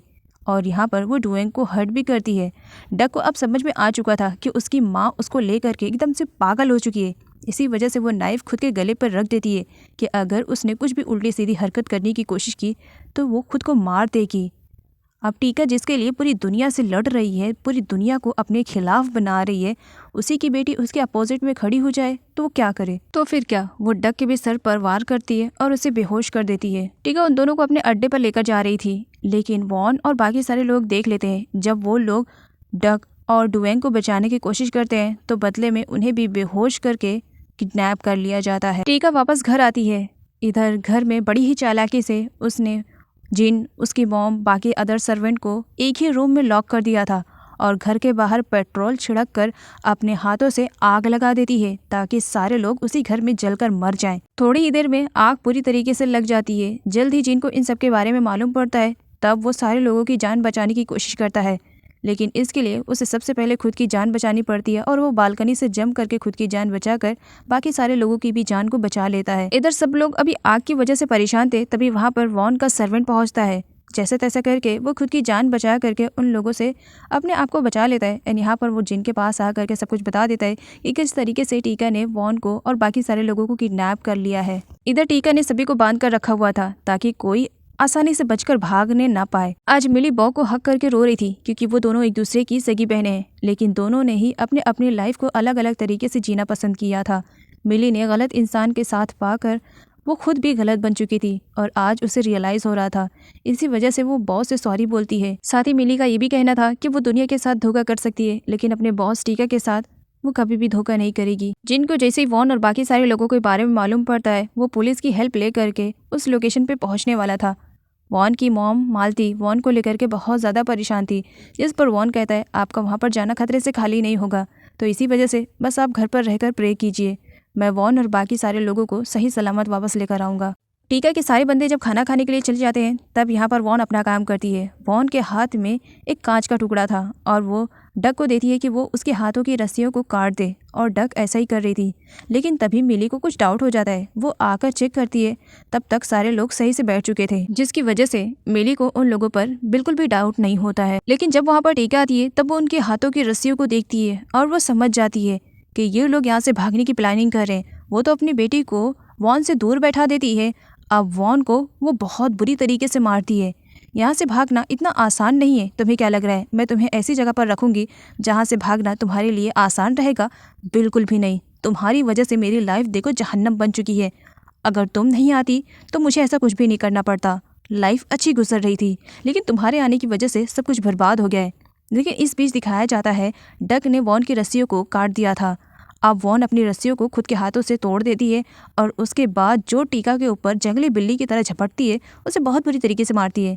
लेकिन उससे पहले वो कुछ और कर पाती, टीका के और बंदे आ करके बेचारी वॉन को पकड़ लेते हैं। वॉन की डेयरिंग देख करके टीका को और भी ज्यादा गुस्सा आता है। वो अपनी स्लीपर्स निकाल करके वॉन के फेस पर जो धड़ाधड़ देना स्टार्ट करती है, वॉन के पूरी चिक रेड कर देती है। इतने पे भी वो सेटिस्फाई नहीं फील करती। उसके बाद डुएंग के पास जाती है और अपनी स्लीपर्स से डुएंग को भी मारती है। डुएंग ने कभी नहीं सोचा था कि टीका इस तरीके से उसके साथ करेगी। यहाँ पर टीका इतनी बुरी तरीके से गुस्से में थी कि अपने गुस्से में वो सच्चाई खुद के ही मुंह से बोल जाती है कि वॉन ही उसकी असली बेटी है। अगर वो इस टाइम नहीं आई होती तो सारी प्रॉपर्टी, बैंक बैलेंस सब कुछ उसकी बेटी का होता। और यहाँ पर डुएंग को सारी सच्चाई के बारे में मालूम पड़ता कि डक टीका की बेटी है, ना कि उसकी बेटी है। जिन भी पुलिस को लेकर के उस प्लेस पर पहुंच चुका था जहां पर पुलिस अनाउंसमेंट करती है कि टीका अपने आप को पुलिस के हवाले कर दे। टीका को जब मालूम पड़ता है कि उसके अड्डे पर पुलिस आ चुकी है तब वो अपने बंदों को ऑर्डर दे देती है कि पुलिस को भी वो लोग मार दें। अब यहाँ पर पुलिस और गुंडों के बीच में फायरिंग स्टार्ट हो जाती है और इस बीच सब लोग इधर उधर हो जाते हैं। यहाँ पर टीका के हाथों गन लग जाती है और वो डुएंग और वॉन को अपने हाथों से मारने वाली थी, लेकिन किसी की शैडो देख करके वो कुछ पल के लिए रुक सी जाती है। कौन हो तुम? सामने आओ वरना मैं तुम्हें शूट कर दूंगी। देख करके दंग रह जाती है क्योंकि वो कोई और नहीं बल्कि काई रहता है। टीका काई से कहती है, तुम जिंदा? लेकिन कैसे? इतनी बुरी तरीके से तुम्हें मारा था और खाई में फेंका था। किसी का जिंदा बचना इम्पॉसिबल था, लेकिन तुम कैसे जिंदा बचे? कोई बात नहीं, एक बार गलती तो हर किसी से हो जाती है। दोबारा मैं अपनी गलती नहीं दोहराना चाहती हूँ। इस बार तुम्हें अपनी आंखों के सामने तड़पता हुआ और मरता हुआ देखूंगी, कहकर अपने गन से काई को शूट करने वाली थी, लेकिन उससे पहले पुलिस आकर उस पर वार कर देती है। गोली लगने की वजह से टीका सीधा जमीन पर गिरती है। उसके मुंह से खून निकल रहा था और वो अपनी आखिरी सांसें ले रही थी। टीका अपने बेटी डक को देखते हुए कहती है कि ये सब कुछ उसने उसके लिए करना चाहा, क्योंकि उसने अपनी ज़िंदगी को हमेशा मुश्किल में ही देखा है और वो अपनी बेटी के साथ ऐसा नहीं देखना चाह रही थी। इसी वजह से उसने ये सब कुछ किया। डक बड़ी हो चुकी है, सही गलत में फ़र्क वो भी अब जानने लगी है। अपनी माँ को मरता हुआ देखकर उसके भी आंख में आंसू थे। खैर टीका तो यहाँ पर मर जाती है, लेकिन उसके बाकी सारे लोगों को पुलिस जेल में डाल देती है। इसी के साथ कुछ टाइम का लीव दिखाया जाता है। ग्रैनी भी अब हॉस्पिटल से डिस्चार्ज होकर के घर वापस आ चुकी हैं और उन्हें अपनी रियल ग्रैंड डॉटर भी मिल चुकी है, जिसकी वजह से वो काफ़ी खुश थी। यहाँ पर वॉन की मॉम का रेस्टोरेंट और चाय का रेस्टोरेंट अब दोनों मिल करके एक साथ काम करने लगे थे। वक्त के साथ धीरे धीरे सारे हालात बदलते गए। अब सब कुछ ठीक हो चुका था। ग्रैनी ने बताया कि उन्होंने अपने विल में थोड़े से चेंजेस किए हैं और वो इसके बारे में सबको बताना चाह रही हैं। यहाँ पर डक को दिखाया जाता है जो काई को वापस पा करके काफ़ी खुश थी। वो यहाँ पर बताती है कि किस तरीके से उसने उम्मीद को नहीं छोड़ा था। उसने काई को कई बार ढूंढने की कोशिश की, लेकिन काई नहीं मिला। काई यहाँ पर बताता है कि जब उसकी मॉम ने उसे खाई में फेंक दिया था तब कुछ लोगों ने उसकी जान बचाई थी। वो हॉस्पिटल में था और उसे रिकवर होने में काफ़ी वक्त लगा था। इसके अलावा काई यहाँ पर डक को ये भी बताता है कि कोई भी ऐसा दिन नहीं गया जब उसने डक को याद ना किया हो। उसने डक को इन बीते हुए दिनों में बहुत ज़्यादा मिस किया। डक का कहना था कि काई उसकी ज़िंदगी में वापस आ गया, उसे अब अपनी ज़िंदगी में कोई चीज़ नहीं चाहिए और यहाँ पर वो काई को किस करती है। डक पास्ट में जिस वॉन से बहुत ज़्यादा नफरत करती थी, जिसे देखना भी वो पसंद नहीं करती थी, लेकिन वक्त और हालात ने उसे इस तरीके से बदल दिया था कि अब वो वॉन को अपनी सिस्टर की तरह ट्रीट करने लगी थी। दोनों के बीच की सारी मिसअंडरस्टैंडिंग गायब हो चुकी थी और दोनों एक दूसरे के साथ मिलकर रेस्टोरेंट में काम किया करते थे। डक के अंदर बहुत सारे चेंजेस आ चुके थे, जिसकी वजह से ग्रैनी भी अब उसे लाइक करने लगी थी। ग्रैनी उसी तरीके से डक को भी ट्रीट करती थी जिस तरीके से वो अपनी रियल ग्रैंड डॉटर मतलब कि वॉन को ट्रीट करती थी। यहाँ पर ग्रैनी बताती है कि उन्होंने अपने विल को चेंज कर दिया है और इस बार उन्होंने अपनी दोनों ग्रैंड डॉटर को इक्वल एसेट्स को डिवाइड कर दिया है ताकि कोई किसी से कंप्लेन न कर सके। डक की सारी सच्चाई जानने के बाद भी डुएंग के लिए डक का प्यार कम नहीं हुआ था। जिस तरीके से वो डक से पहले प्यार करती थी उसी तरीके से अब वो डक और वॉन दोनों से ही प्यार करती थी। आगे जिन और वॉन को एक साथ घूमते हुए दिखाया जाता है। वॉन के लाइफ में अब सब कुछ ठीक हो चुका था। जिन भी वॉन से बहुत ज़्यादा प्यार करता था और शादी के लिए तो उसने कब का वॉन को प्रपोज कर दिया था। तो अब यहाँ पर जिन वॉन से कहता है कि वो बहुत जल्द अपने मॉम डैड के साथ आने वाला है वॉन का हाथ मांगने के लिए। वॉन तो एकदम सरप्राइज सा फील करने लगती है, जिस पर जिन कहता है अब तुम सरप्राइज फील ही कर रही हो तो क्या मुझे कुछ इसके बदले में गिफ्ट मिल सकता है। और जिन यहाँ पर वॉन से कहता है कि वो इसी वक्त उसे किस करे, वो भी लिप पर। वो फुल रेडी शेडी हो चुका था किस के लिए। और जिन को इतना एक्साइटेड देख करके वॉन को मस्ती का सोचता है और वॉन जिन के लिप पे अपने हाथों से टैप करती है, जिस पर जिन कहता है ये तो क्या हाथों से इस तरीके से किस किया जाता है या स्लैप किया जाता है। जिन वॉन से कहता है तो इसका मतलब तुम मुझे किस नहीं करोगी। तो कोई बात नहीं, लग रहा है मुझे फिर कोई न्यू गर्लफ्रेंड पटानी पड़ेगी। जिस पर वॉन थोड़ी सी जेलेसी फील करती है और यहाँ पर जिन को डायरेक्टली उसके लिप पर किस कर देती है। और इस तरीके से किस करते हुए घर वाले सारे ऊपर से देख रहे थे। ग्रैनी हंसते हुए वॉन से कहती है इसके लिए तुम्हें पनिशमेंट मिलेगी और बहुत जल्द जिन से तुम्हारी शादी हो जाएगी। जिस पर वॉन स्माइल करती है, ग्रैनी पनिशमेंट तो मैं बाद में ले लूंगी लेकिन फिलहाल मुझे अभी अपनी किस को कंटिन्यू करना है। और दोबारा से जिन को किस करने लगती है और यहीं पर ही इस ड्रामे की एक हैप्पी से एंडिंग हो जाती है।